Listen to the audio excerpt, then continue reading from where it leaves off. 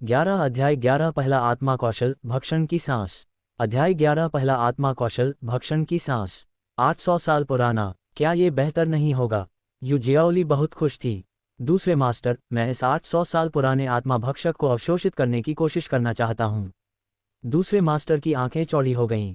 You शियाओली की उत्परिवर्तित martial आत्मा के स्तर को देखते हुए यह अनुमान लगाया गया था कि लगभग 300 साल के स्पिरिट रिंग को अवशोषित करना पहले से ही उसकी सीमा थी। यू शियाओगांग इसका जीता जागता उदाहरण है। वह 400 साल की आत्मा की अंगूठी को अवशोषित करने में विफल रहा क्योंकि उसकी मार्शल आत्मा ने संकट को भांप लिया था और शुरू से ही इसका विरोध किया था। यू शियाओगांग से अलग है। उसका चरित्र ज्यादा जिद्दी है।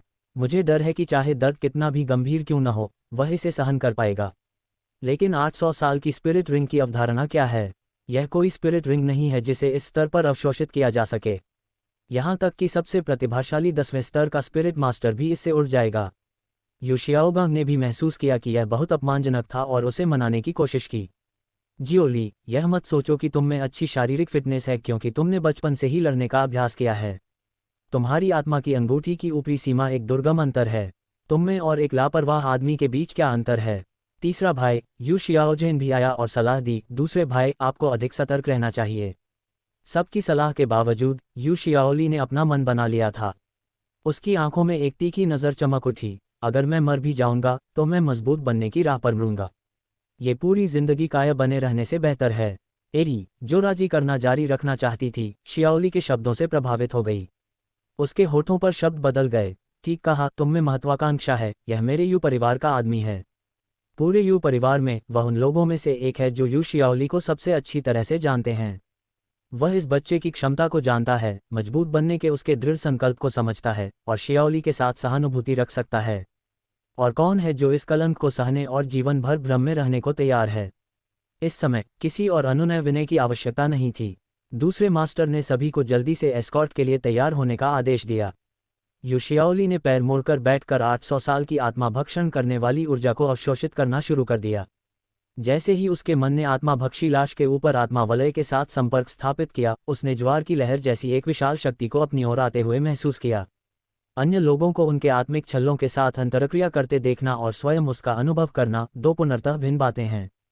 इस क्षण उसे अंततः एहसास हुआ कि उसके दूसरे दादा ने जो कहा था वह सही था। यदि कोई लक्षित प्रशिक्षण नहीं है तो 0.2 स्तर की प्रारंभिक आत्मिक शक्ति वाले शरीर की सीमा संभवतः लगभग 200 वर्ष की आत्मिक वलय है। 800 वर्ष की स्पिरिट रिंग में निहित शक्ति प्रभाव को 4 से गुना करने जितना सरल नहीं है। मोटे अनुमान के अनुसार शरीर पर विनाशकारी शक्ति 10 गुना से भी अधिक बढ़ गई है। यहाँ तक कि हजारों बार तपाया गया शरीर भी 10 सांसों के प्रभाव को सहन नहीं कर सकता। यू शियाओली ने जल्दी से अपनी चेतना को नियंत्रित किया और अपनी मार्शल आत्मा के साथ संबंध स्थापित किया। बढ़ती हुई आत्मा शक्ति लुओ सानपाओ के शरीर में प्रवाहित होने लगी। ये देखकर कि लुओ सानपाओ का शरीर धीरे धीरे संतृप्ति की ओर बढ़ रहा था, यू शियाओली ने लुओ सानपाओ का मार्गदर्शन करना शुरू कर दिया और बढ़ती हुई शक्ति को भस्म करने के लिए उसके शरीर के हर हिस्से का उपयोग करने की पूरी कोशिश की। इन सभी वर्षों के प्रशिक्षण ने आखिरकार रंग दिखाया। यू शियाओली की दृढ़ इच्छाशक्ति पर भरोसा और विश्वास के कारण लुओ सानपाओ ने सहज रूप से उसकी आत्मा शक्ति को पचाना शुरू कर दिया। बाहर से यू शियाओली का शरीर एक मोटी बैंगनी आभा से घिरा हुआ था जो कभी फैलता और कभी सिकुड़ता था, एक विशाल श्वास कोकून की तरह। उसकी त्वचा भी उसकी सांसों की चोटियों और गर्तों के समान आवृत्ति पर फैलती और सिकुड़ती थी। उसकी मजबूत शारीरिक फिटनेस के अलावा उसके 10वें स्तर से कहीं ज्यादा संचित आत्मा शक्ति ने भी उसे अब तक टिके रहने में निर्णायक भूमिका निभाई। यू शियाओली के शरीर में मौजूद आत्मा शक्ति ने लुओ सानपाओ के शरीर में एक ऐसे चैनल के जरिए प्रवेश किया जो इतना हल्का था कि लगभग अदृश्य था। विशाल आत्मा शक्ति के प्रभाव में लुओ सानपाओ के शरीर की सतह बैंगनी रंग की होने लगी। जैसे ही आत्मा की अंगूठी अवशोषित हुई, लुओ सानपाओ की सतह पर धीरे धीरे प्रकाश के छोटे धब्बे दिखाई दिए, जैसे कि एक बैंगनी आकाशगंगा चमक रही हो। यू शियाओली को पूरा विश्वास था कि वह कुछ ही मिनटों में सभी आत्मा के छल्लों को अवशोषित करने में सक्षम हो जाएगा। हालांकि इसी समय एक दुर्घटना घटी। अचानक दूर से भेड़िए की चीख सुनाई दी, जिसके बाद काली परछाइयों की एक श्रृंखला उनकी ओर बढ़ती हुई दिखाई दी।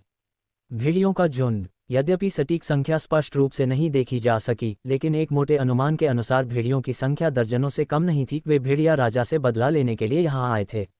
भेड़िया राजा को मारने वाला सफेद बाघ मर चुका है और उनका लक्ष्य घटनास्थल पर बचे हुए मनुष्य बन गए हैं। मामले का विकास एरी की उम्मीदों से परे था। ये देखते हुए कि जियाओली का ध्यान एक महत्वपूर्ण क्षण में प्रवेश कर गया था, वह उसे बचाने के लिए जल्दी से उसके पास गया। उसी समय उन्होंने जल्दी से गार्ड टीम को यू शियाओगांग और यू शियाओजेन की सुरक्षा का आदेश दिया। यू शियाओगांग इतने सारे भेड़ियों की अचानक उपस्थिति से भयभीत हो गया। जब तक रक्षक शिष्य और तीसरे भाई ने अपनी आत्मिक अंगूठियों का बलिदान नहीं कर दिया, तब तक उसने कोई प्रतिक्रिया नहीं की और न ही शीघ्रता से अपनी आत्मिक शक्ति प्रसारित की। यद्यपि संख्या की दृष्टि से भेड़ियों को बढ़त हासिल है, फिर भी व्यक्तिगत शक्ति की दृष्टि से मनुष्य अभी भी भारी हैं। हालांकि यू शियाओली की सुरक्षा सुनिश्चित करने के लिए रक्षक शिष्यों को रक्षात्मक रुख अपनाना पड़ा, जिससे स्थिति थोड़ी देर के लिए तनावपूर्ण हो गई। ये देखकर कि भेड़िए मौत से लड़ रहे थे, यू शियाओजेन और यू शियाओगांग के पास लड़ाई में शामिल होने के अलावा कोई विकल्प नहीं था। ब्लू लाइटनिंग टायरानोसोरस रेक्स जानवर आत्मा वास्तव में एक शीर्ष श्रेणी की जानवर आत्मा है। जैसे ही यू शियाओजेन ने अपना हाथ उठाया, नीली बिजली फूट पड़ी। बिजली की चपेट में आने वाला भेड़िया न केवल जल गया, बल्कि लकवाग्रस्त भी हो गया। बहुत बढ़िया, तीसरे युवा मास्टर। उसकी सहायता कर रहे गार्ड शिष्य की प्रशंसा से यू शियाओजेन को गर्व महसूस हुआ और उसकी हर हरकत अधिक सहज हो गई। सबसे बड़े भाई के रूप में यू शियाओगांग को बुरा लगा। अब जब वह एक आत्मा गुरु भी है, तो वह दिखावा कैसे नहीं कर सकता। यू शियाओगांग चिल्लाया, लुओ सानपाओ। जैसे ही मोटा ताज़ा लुओ सानपाओ अपनी मार्शल स्पिरिट को मुक्त करने के बाद प्रकट हुआ, उसकी नज़र सामने से आ रहे एक भेड़िए से पड़ी और वह लगभग डरकर मर गया। ये देखकर कि लुओ सानपाओ उसके पीछे छिपता रहा, यू शियाओगांग का चेहरा थोड़ा बदसूरत लग रहा था। उसने लुओ सानपाओ की गर्दन पकड़ ली और उसे जल्दी से अपने आत्मा कौशल का उपयोग करने के लिए कहा। उसी समय उसने अपना हाथ उठाया और उसके शरीर पर मौजूद पीला प्रभामंडल उड़कर लुओ सानपाओ पर आ गिरा। गर्जन की तरह गड़गड़ाहट करो, आकाश को उड़ा दो और धरती को चीर दो। यू शियाओगांग ने बहुत जोर से चिल्लाया। ये देखकर कि वह बच नहीं सकता, लुओ सानपाओ को जोर से डिकारने के लिए अपनी पूरी ताकत लगानी पड़ी। भेड़िया, जो पागलों की तरह हमला कर रहा था, अचानक चौंक गया और उसने गहरी सांस ली तथा उसका शरीर तुरंत अकड़ गया। उनमें से कुछ, जिनकी सूंघने की शक्ति तीव्र थी, न केवल जमीन पर गिर पड़े, बल्कि उनके अंग भी फड़कने लगे। ये देखकर कि लुओ सानपाओ की पाद इतनी प्रभावशाली थी, रक्षक शिष्यों ने स्वाभाविक रूप से उसकी प्रशंसा करने में संकोच नहीं किया और उन सभी ने व्यक्त किया कि युवा गुरु कितने शक्तिशाली थे। इन तारीफों से यू शियाओगांग को सचमुच दिल की गहराइयों से खुशी महसूस हुई। अंततः उसने बड़े भाई की तरह व्यवहार किया, इसलिए वह जानबूझकर ऊंची आवाज में चिल्लाया, जियो जैन, जियोली, डरो मत। मेरे यहाँ होने से भेड़ियों का काम आसान हो जाएगा। कुछ ही समय बाद लुओ सानपाओ द्वारा छोड़ी गई जहरीली गैस धीरे धीरे समाप्त हो गई और नए भेड़िया राजा के संगठन के तहत भेड़िया पैक ने फिर से हमला शुरू कर दिया। यू शियाओगांग ने फिर वही चाल चली और लुओ सानपाओ को बाहर भेज दिया। एक पाद के साथ भेड़िए एक के बाद एक पीछे हट गए। इससे पहले कि वह गर्व महसूस कर पाता, उसने एक भेड़िए की दहाड़ सुनी। दूर से बड़ी संख्या में भेड़िए पंक्तिबद्ध होकर हवा के झोंके छोड़ रहे थे, जिससे जमीन पर भारी मात्रा में धुआं और धूल उड़ रही थी। ये तरकीब बहुत कारगर साबित हुई। अत्यधिक गाढ़ी पाद धूल से बंद हो गई और पतली हो गई और कुछ ही सांसों में बिना किसी निशान के गायब हो गई। ये देखकर कि भेड़िए फिर से हमला करने वाले थे, यू शियाओगांग ने लुओ सानपाओ से गोली चलाने का आग्रह किया। लेकिन लंबे समय तक इंतजार करने के बाद लुओ सानपाओ केवल थोड़ा सा ही पाद सका और वह आगे पाद नहीं सका। उसकी प्रतिभा शुरू से ही खराब थी और उसकी ऊर्जा का संचय अपर्याप्त था। उसकी पहली आत्मा की अंगूठी ने एक साधारण 100 साल की आत्मा की अंगूठी को भी अवशोषित कर लिया, इसलिए स्वाभाविक रूप से उसकी कुल आत्मा शक्ति अपनी सीमा तक खिंच गई और उसके आत्मा कौशल केवल कुछ उपयोगों के बाद ही दम तोड़ देंगे। जैसे ही लुओ सानपाओ चुप हुआ, भेड़ियों ने एक सामान्य हमला शुरू कर दिया। सभी को खुश होना पड़ा और भेड़ियों से नज़दीकी लड़ाई शुरू करनी पड़ी। भीड़ में सबसे कमजोर यू शियाओगांग तुरंत ही भेड़ियों के हमले का मुख्य लक्ष्य बन गया।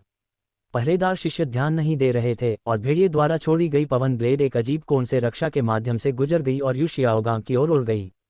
यदि ये पवन ब्लेड उसे मारता है तो यू शियाओगांग निश्चित रूप से अपनी रक्षा करने की क्षमता के साथ इसका बचाव नहीं कर पाएगा और वह कम से कम गंभीर रूप से घायल हो जाएगा। उस महत्वपूर्ण क्षण में एक व्यक्ति उसके सामने आया और उसने भयानक हमले को रोक दिया। टकराना। लुओ सानपाओ। यू शियाओगांग थोड़ा हैरान हुआ। क्या उसकी लड़ाकू भावना पहले ही समाप्त नहीं हो चुकी थी?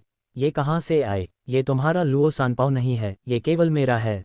यू शियाओगांग ने पलट कर देखा कि यू शियाओली उसकी ओर मुस्कुरा रही है। उसके शरीर पर पीले तारों की रोशनी और हल्की बैंगनी चमक की एक आत्मा की अंगूठी लयबद्ध रूप से ऊपर नीचे घूम रही है। मानो अपने मालिक की इज्जत बचाने के लिए लुओ सानपाओ दहाड़ते हुए भेड़ियों के झुंड की ओर बढ़ा। उसका स्वागत हवा के झोंकों के एक घने समूह द्वारा हुआ जो उसकी ओर आ रहा था, लेकिन उसका चकमा देने का कोई इरादा नहीं था। जैसे ही जियाओलिये ने अपना हाथ हिलाया, आत्मा की अंगूठी उड़कर लुओ सानपाओ पर आ गिरी और एक पल में गायब हो गई। तभी एक जादुई घटना घटी। जब पवन ब्लेड उसके शरीर से टकराया तो उसका अधिकांश भाग बिना किसी निशान के पिघल गया, मानो वह कभी प्रकट ही न हुआ हो। इस कौशल के जादू को देखकर हर कोई आश्चर्यचकित था। यू शियाओली ने मुस्कुराते हुए अपना पहला आत्मा कौशल समझाया।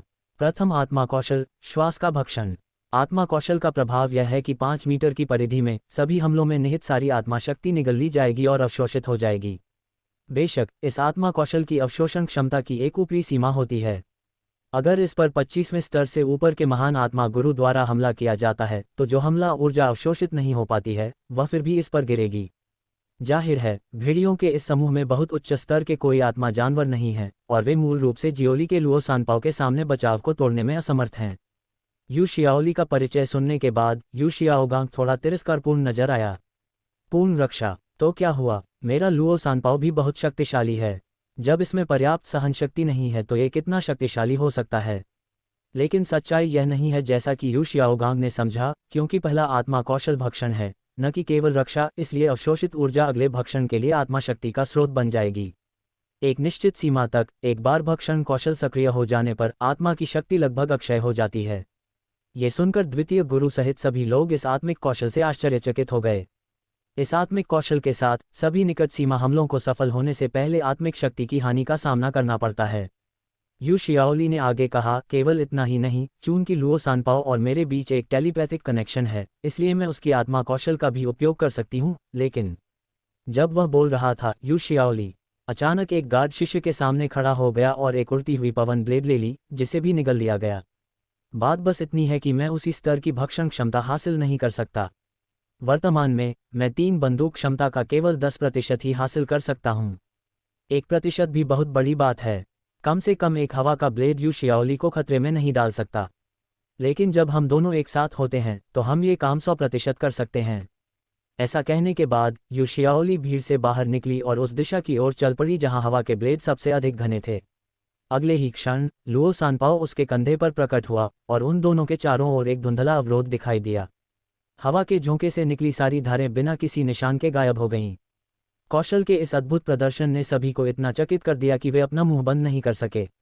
यू शियाओगांग आश्चर्यचकित हुआ और सोचने लगा, तो मुझे लगता है कि मैं भी अपने लुओ सानपाओ के फोर्टिंग कौशल का उपयोग कर सकता हूँ। फिर मैंने सोचा, इस कौशल का उपयोग न करना ही बेहतर है। 12 अध्याय 12 यू शियाओगांग की शिक्षक समस्या। अध्याय 12 यू शियाओगांग की शिक्षक समस्या। जैसे ही आत्मा अंगूठी की खोज करने वाली टीम संप्रदाय में वापस लौटी, एरी ने जल्दी से लोगों से ट्रक को खाली करने और शिकार किए गए भेड़ियों के शवों को ले जाने के लिए कहा। ट्रॉफियों से भरी गाड़ी देखकर लोगों को यह भ्रम हो गया कि वे विशेष रूप से शिकार करने गए हैं। बेशक इस बार अनुरक्षण में भाग लेने वाले सभी शिष्यों को उदार पुरस्कार प्राप्त होंगे। संप्रदाय के नेता यू ज़ेंटियन ने अपने आंतरिक मामलों को एक तरफ रख दिया और उनका स्वागत करने के लिए महल के द्वार तक एक विशेष यात्रा की। कैसा है, क्या जियो जेन को सही स्पिरिट रिंग मिल गई? दूसरे मास्टर ने सिर झुकाकर कहा। संप्रदाय गुरु को रिपोर्ट करते हुए, इस बार मैंने अपना मिशन पूरा कर लिया है। जियाओ जेन ने योजना के अनुसार आत्मा की अंगूठी प्राप्त कर ली है। 450 साल पुरानी बिजली छिपकली सबसे अच्छी गुणवत्ता है जो इस स्तर पर ब्लू लाइटनिंग टायरानोसोरस रेक्स आत्मा के लिए सबसे उपयुक्त है। ठीक है, ठीक है। यू ज़ेंटियन ये सुनकर बेहद खुश हुआ कि यू शियाओजेन, जिससे बड़ी उम्मीदें रखी गई थीं, ने इतनी उच्च गुणवत्ता वाली स्पिरिट रिंग प्राप्त की थी। मेरे ब्लू लाइटनिंग तानाशाह कबीले के युवा लोग दुर्जय हैं और निश्चित रूप से भविष्य में प्रसिद्ध हो जाएंगे। जबकि कबीले का नेता खुश था, दूसरे मास्टर ने खुशखबरी की घोषणा की। सबसे बड़े युवा मास्टर जियाओगांग ने भी सफलतापूर्वक एक आत्मा की अंगूठी प्राप्त की और यह एक बदमाश है जो लगभग 100 साल पुराना है। हालांकि स्कंक शब्द अभद्र लगता है, फिर भी यह आत्मा गुरु के लिए एक सफल उन्नति है। संप्रदाय के नेता की मुस्कान थोड़ी फीकी पड़ गई और उसने सिर हिला दिया। दूसरे युवा मास्टर जियाओली इस यात्रा के दौरान 10वें स्तर तक पहुंचने के लिए भाग्यशाली थे और उन्होंने एक वयस्क आत्मा भक्षक को अवशोषित कर लिया। 2 युवा मास्टर्स के बाद उन्हें आत्मा मास्टर के रूप में पदोन्नत किया गया। आत्मा भक्षक। यू ज़ेंटियन ने थोड़ा सा भौहें से कुढ़ी, दूसरे मास्टर को कुछ आश्चर्य से देखा और फिर यू जियाओली को देखा। उसने हल्के से ओह कहा, पलटा और पहले चला गया। दूसरे मास्टर ने बाकी शब्द नहीं कहे। कोई नहीं जानता था कि संप्रदाय का नेता, जो शांत और संयमित लग रहा था, वास्तव में इस समय अपने हृदय में गहरा खेद महसूस कर रहा था। अफसोस, एक वयस्क आत्मा भक्षक, क्या बर्बादी है। अगर उसे जिंदा पकड़ा जा सकता था तो उसे दूसरे संप्रदायों या नीलामी घरों से दूसरे मूल्यवान संसाधनों के बदले में बदला जा सकता था। हालांकि उसे इस औसत दर्जे के लड़के ने छीन लिया, जो प्रतिभा की बर्बादी थी। अगले दिन संप्रदाय के नेता ने संप्रदाय से 5 गुरुओं का सावधानीपूर्वक चयन करने का आदेश जारी किया, जो तीसरे युवा गुरु यू शियाओजिन को वास्तविक युद्ध सिखाएंगे और युद्ध में भागीदार के रूप में काम करेंगे। इसका अर्थ ये भी है कि अधिक शैक्षिकी संसाधन यू शियाओजिन की ओर झुके होंगे। यू शियाओगांग और यू शियाओली को सिखाने वाला कोई नहीं होगा और उनके साथ व्यवहार लगभग आंतरिक शिष्यों के समान ही होगा। यू शियाओगांग हार मानने को तैयार नहीं था। सूर्यास्त वन से लौटने के बाद उसने खुद को आत्मा गुरु के सैद्धांतिक ज्ञान के अध्ययन में समर्पित कर दिया। वह चाहता था कि वह अपना सारा समय कबीले के पुस्तकालय में बिता सके। वह एक ऐसी लड़ाई पद्धति खोजने की आशा करता है जो उसके लिए उपयुक्त हो तथा वह अपना स्वयं का विकास पथ विकसित कर सके। जैसे जैसे उन्होंने प्राचीन पुस्तकों को पढ़ने में अधिक समय बिताया, उन्होंने आत्मा गुरु सिद्धांतों के अपने स्वयं के सेट को भी संक्षेप में प्रस्तुत किया। हर बार जब वह संप्रदाय के अन्य अनुयायियों से मिलते थे तो वह गर्व से उनके आत्मा के छल्लों के पक्ष और विपक्ष का विश्लेषण करते थे और उन पर टिप्पणी करते थे। ये तरकीब वाकई उन लोगों के लिए बहुत भ्रामक है जिनके पास मजबूत सैद्धांतिक ज्ञान नहीं है। आखिरकार यू शियाओगांग हमेशा क्लासिक्स से उद्धरण देते हैं, जो बहुत गहरा लगता है। पलक झपकते ही संप्रदाय के लगभग सभी शिष्यों को यू शियाओगांग द्वारा निर्देशित कर दिया गया। उस दिन जैसे ही वह पुस्तकालय से बाहर निकला, उसने यू शियाओली को देखा जो प्रशिक्षण से लौटी थी। जियोली, क्या संयोग है। यू शियाओगांग 2 कदम आगे दौड़ा और यू शियाओली का रास्ता रोक दिया। मुझे आपसे कुछ बहुत महत्वपूर्ण बात कहनी है। उसके गंभीर भाव को देखकर यू शियाओली को रुकना पड़ा और उसके अगले शब्दों को ध्यान से सुनना पड़ा। मैं तुम्हें मारना नहीं चाहता, लेकिन मुझे तुम्हें सच बताना होगा। तुम्हारी पहली आत्मा की अंगूठी बर्बाद हो गई है। यू शियाओली ने अपनी भौहें उठाईं, थोड़ा खुश और असहाय महसूस किया। एक बार जब उन्होंने बोलना शुरू किया तो यू शियाओगांग रुक नहीं सका। मुझे एक किताब से पता चला कि आत्मा भक्षक एक दुर्लभ जानवर है जिसे पाना मुश्किल है। यदि आप इसे काले बाजार में खरीदते हैं तो आप इसे 1 मिलियन सोने के सिक्के खर्च करने के बाद भी नहीं खरीद पाएंगे। लेकिन आपने इसे सीधे अवशोषित कर लिया और बदले में एक चमकदार कौशल प्राप्त किया। क्या बर्बादी है। ये देखकर कि यू शियाओगांग दिल टूटने का नाटक नहीं कर रहा था, यू शियाओली ने अचानक जाने की जल्दी करना बंद कर दिया। वह देखना चाहता था कि यह घटिया बुरा आदमी और क्या कह सकता है। मैं आपको बता दूं, मैंने कई महीनों तक पारिवारिक पुस्तकालय में पुस्तकों का अध्ययन किया है। एक आत्मा गुरु की पहली आत्मा अंगूठी के सामान्य नियमों को मिलाकर मैंने पाया कि हमारे जैसे बेकार मार्शल आत्माओं के लिए पहली आत्मा अंगूठी के लिए सबसे अच्छा विकल्प एक आत्मा जानवर है जो रक्षा में अच्छा है। भले ही उसने सोचा था कि यू शियाओगांग के शब्द अपमानजनक होंगे, लेकिन उसने उम्मीद नहीं की थी कि वे इतने अपमानजनक होंगे। यू शियाओली की आंखें थोड़ी चौड़ी हो गईं। उसके भाई की प्रतिक्रिया स्पष्ट रूप से चौंकाने वाली थी और यू शियाओगांग को मन ही मन खुद पर गर्व हो रहा था। उदाहरण के लिए मेरी स्पिरिट रिंग को ही ले लीजिए। हालांकि स्कंक की ध्वनि अच्छी नहीं होती, लेकिन इसका सहायक कार्य बहुत उत्कृष्ट है। यह उत्पीड़न, निवारण और गुप्त हमले करने में सक्षम है। इसके अलावा हमारे परिवार के अधिकांश सदस्यों में ब्लू लाइटनिंग टायरानोसोरस रेक्स आत्माएं हैं जो शक्तिशाली आक्रामक प्रकार की हैं। संप्रदाय के बाहर मिशन चलाते समय ऐसा तो नहीं हो सकता कि वे सभी आक्रमणकारी प्रकार के आत्मा स्वामी हो, है न? इस समय मेरे स्कंक सोल कौशल ने अपना लाभ दिखाया। कोई फर्क नहीं पड़ता कि मैं किसके साथ सहयोग करता हूं, यह एक अच्छी सहायक भूमिका निभा सकता है। उद्धरण चिन्ह, सस्ता भाई वाकई बहुत मेहनती है। इतनी रिसर्च के बाद आखिरकार उसे स्कंक स्पिरिट रिंग के फायदे मिल ही गए। हालांकि अगर वास्तविक लड़ाई छिड़ जाती है तो ये कहना मुश्किल है कि लुओ सानपाओ की बात गलती से मित्र सेनाओं को चोट पहुंचाएगी या नहीं। यू जियाओली ने मुस्कुराते हुए कहा, बड़े भाई, अपनी आत्मा की अंगूठी का स्थान खोजने के लिए बधाई। एक ऐसे व्यक्ति के रूप में जिसके पास भी एक बेकार आत्मा है, मैं भी आपके लिए खुश हूं। वह जाने ही वाला था, लेकिन यू शियाओगांग ने उसे रोक दिया। अभी मत जाओ, मैं ये तुम्हारे भले के लिए कर रहा हूं। अपने भविष्य के लिए तुम्हें मेरी बात माननी होगी। तुम्हें अपनी अगली स्पिरिट रिंग के लिए एक स्कंक चुनना होगा। मैंने मूलतः अपने सबसे बड़े भाई को औपचारिक जवाब देने का इरादा किया था, लेकिन मुझे उम्मीद नहीं थी कि मैं वास्तव में उसके अहंकार को बढ़ावा दूंगा। इस समय यू शियाओली के दिल में मजाक गायब हो गया था और उसे थोड़ा गुस्सा आने लगा था। अगर तुम्हें स्कंक पसंद है तो उसे खुद ही सोख लो। तुम मुझे भी उसे सोखने के लिए क्यों मजबूर करोगे? मुझे इसमें कोई दिलचस्पी नहीं है। यू शियाओली ने अपने असंतोष को दबाते हुए शांति से उत्तर दिया। उसके छोटे भाई के ठंडे रवैये ने भी यू शियाओगांग का गुस्सा भड़का दिया। उन्होंने यू शियाओली की बांह पकड़ी और कहा, मैं तुम्हारा बड़ा भाई हूं और मैं ये सब तुम्हारी भलाई के लिए कर रहा हूं। क्या ऐसा हो सकता है कि तुम मेरे शोध परिणामों पर सवाल उठा रहे हो? ओह, यू जियाओली को इसकी उम्मीद नहीं थी। यदि आप आश्वस्त नहीं हैं तो हम एक मुकाबला क्यों नहीं करते? मैं आपको दिखाऊंगा कि कैसे आपके सोल ईटर को मेरे स्कंक द्वारा हराया जाता है। यू शियाओगांग मुझसे बहस कर रहा था। यह शायद सबसे मज़ेदार और क्रूर बात है जो मैंने हाल के दिनों में सुनी है। मानो वह भी अपने और यू शियाओली के बीच लड़ने की शक्ति में अंतर जानता था। यू शियाओगांग ने तब प्रतियोगिता का विवरण निर्धारित किया और 3 नियम बनाए। सबसे पहले, आप किसी मुकाबले के दौरान युद्ध कौशल का उपयोग नहीं कर सकते और आपकी मार्शल स्पिरिट शारीरिक हमलों का उपयोग नहीं कर सकती। इस तरह यू शियाओली का शक्तिशाली शारीरिक हमला बेकार हो जाएगा। दूसरा, दोनों पक्षों के बीच 50 कदम की दूरी होनी चाहिए और किसी भी तरह से दूरी कम नहीं होनी चाहिए। लंबी दूरी की लड़ाई बनाम नज़दीकी लड़ाई में लुओ सानपाओ की ताकत पूरी तरह से प्रदर्शित की जा सकती है। तीसरा, विजेता का निर्धारण 3 चालों के भीतर किया जाता है। इसे समझाने की कोई आवश्यकता नहीं है, बेशक ऐसा इसलिए है क्योंकि लुओ सानपाओ लगातार 3 बार ही पाद सकता है और फिर उसे आराम करना पड़ता है। यू शियाओगांग को लगा कि वह बहुत होशियार है। उसने ही प्रतियोगिता की शुरुआत की थी और उसके बनाए गए सभी नियम उसके पक्ष में थे। हालांकि यू शियाओली को इन प्रतिबंधों पर कोई आपत्ति नहीं थी। भाई, आपने इतनी सारी मांगें की हैं, मेरे लिए एक मांगना कोई बड़ी बात नहीं है ना? बेशक, आगे बढ़ो, यू जियाओली ने मुस्कुराते हुए कहा। अकेले अभ्यास करना निरर्थक है। मैं भी हर दिन किसी ऐसे व्यक्ति को ढूंढना चाहता हूं जो मेरा व्यवहारिक अनुभव बढ़ा सके और एक दूसरे के अभ्यास अनुभव को सत्यापित कर सके। क्या हम अब से 1 महीने तक प्रतिदिन 1 बार अभ्यास करें? वे हर दिन लड़ते हैं।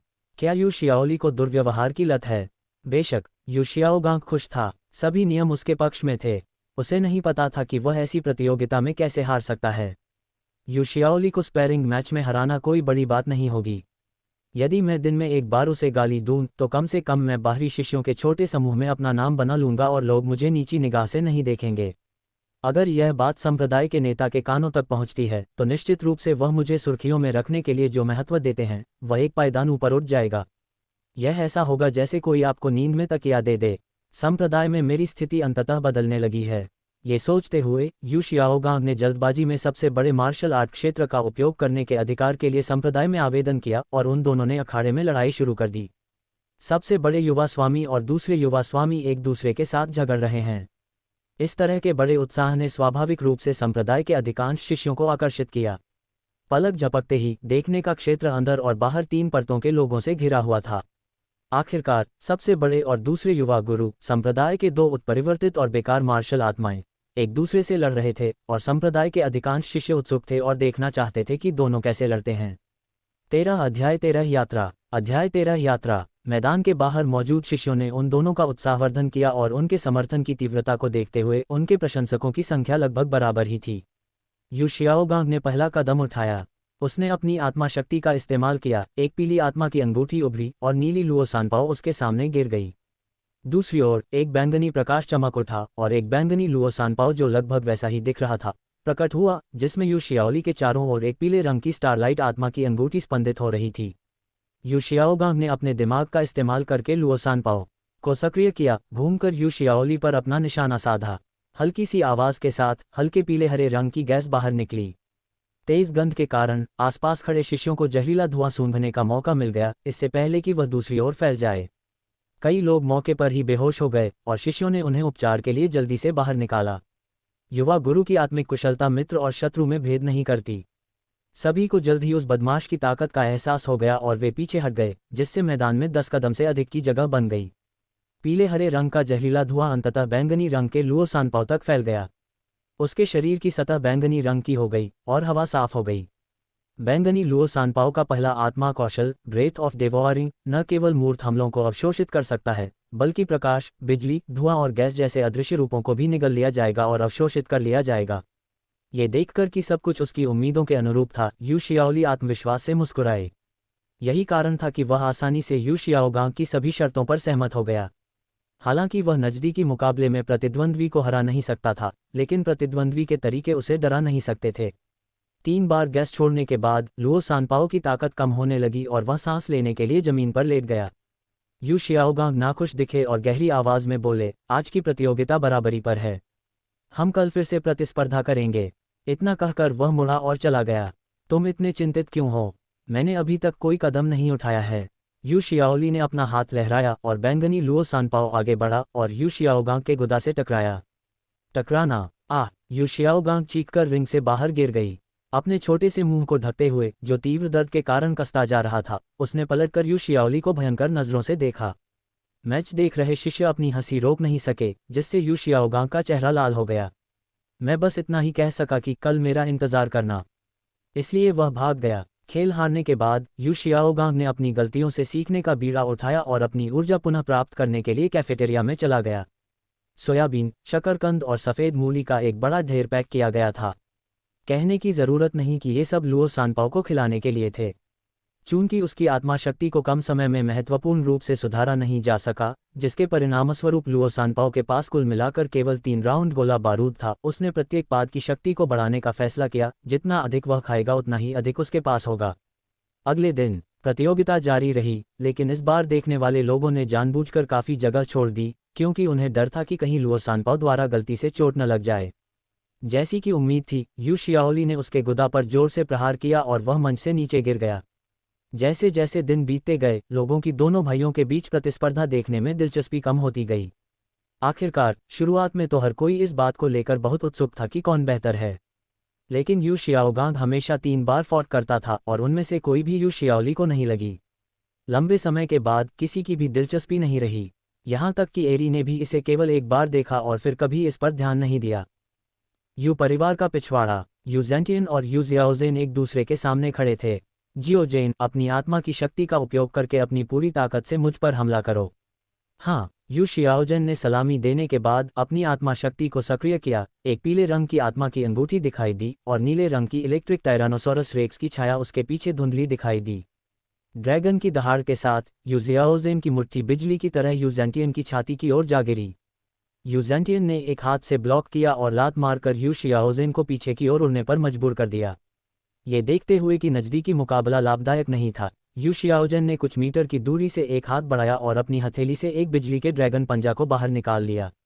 ये थंडर ड्रैगन क्लॉ का अतिरिक्त कौशल है, जो उसने लाइटनिंग छिपकली को अवशोषित करने के बाद प्राप्त किया था। शरीर के चारों ओर घूम रही बिजली को दोनों हाथों के माध्यम से लंबी दूरी की बिजली के रूप में बाहर फेंका जा सकता है। बिजली की गति दुनिया में सबसे तेज में से एक है और इसकी शक्ति का मुकाबला करना मुश्किल है।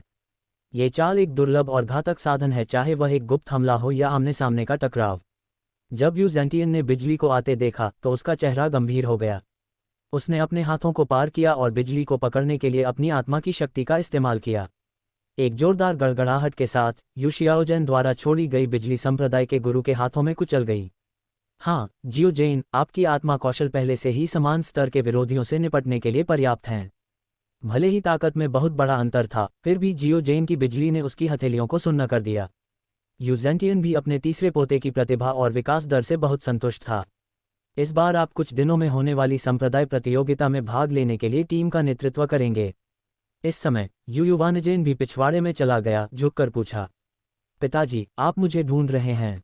यू ज़ेंटियन ने सिर हिलाया और गहरी आवाज में कहा, तुम्हारे दूसरे चाचा और मैं जियाओ जेन और शिष्यों की युवा पीढ़ी को एक यात्रा पर ले जाने वाले हैं। अगले कुछ दिनों में तुम मेरी ओर से संप्रदाय के सभी मामलों का ध्यान रखोगे। ये देखकर कि उसके पिता जियो जेन का परीक्षण करने के बाद अच्छे मूड में लग रहे थे, यू युवानजेन ने ये कहने का अवसर लिया, पिताजी, आप शियाओगांग और शियाओली को अपने साथ क्यों नहीं जाने देते? वे भी अब आत्मा के स्वामी हैं, इसलिए हम उन्हें दुनिया देखने दे सकते हैं। यू ज़ेंटियन ने एक पल सोचा और सहमति में सिर हिला दिया।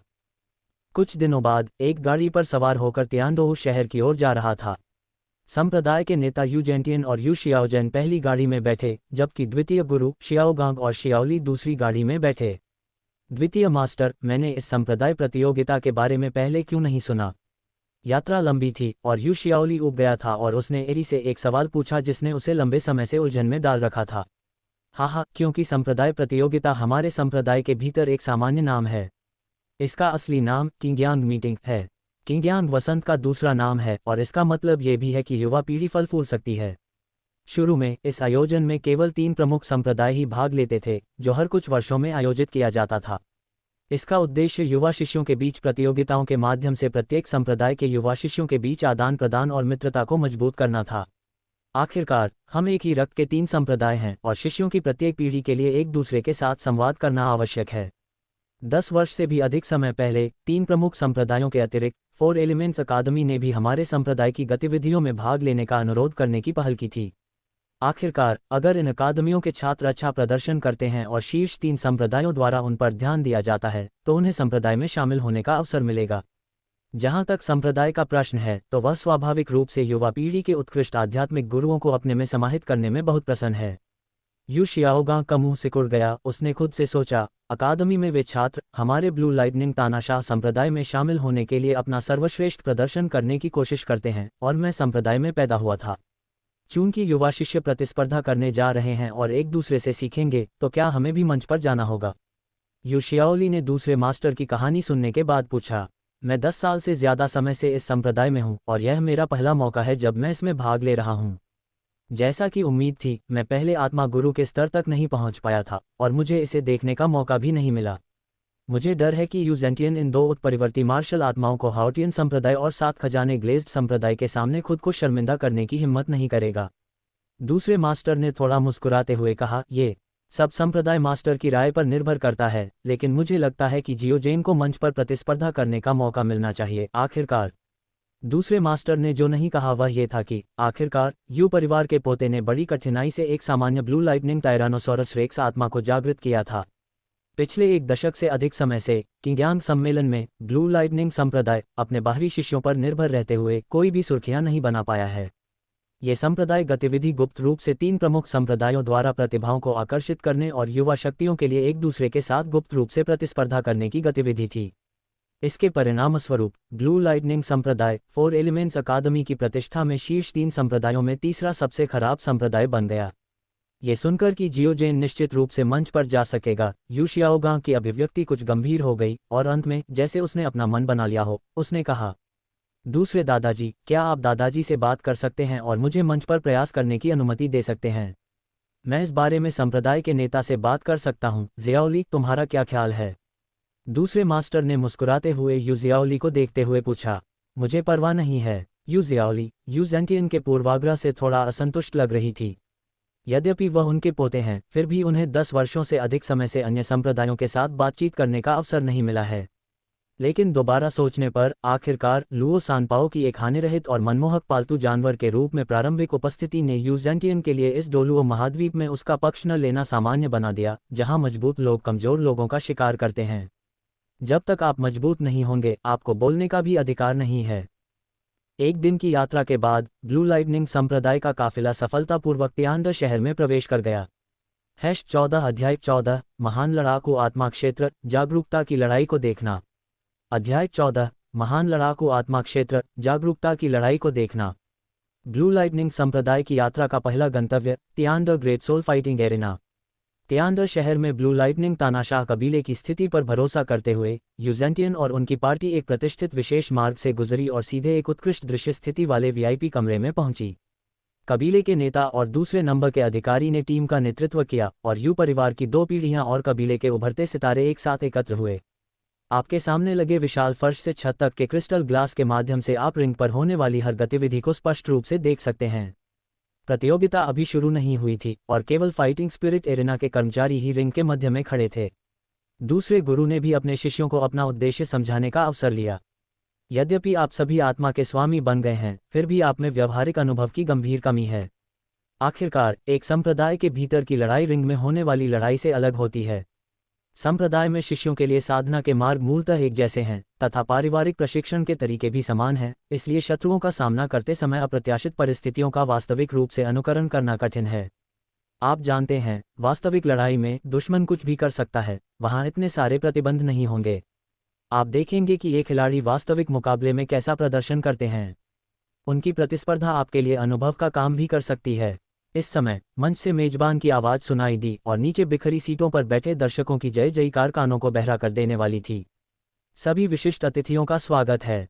मैं आज के उपस्थल क्रमांक 1 का मेजबान हूं। पहला आमने सामने का मुकाबला 2 महान स्पिरिट मास्टर्स के बीच है।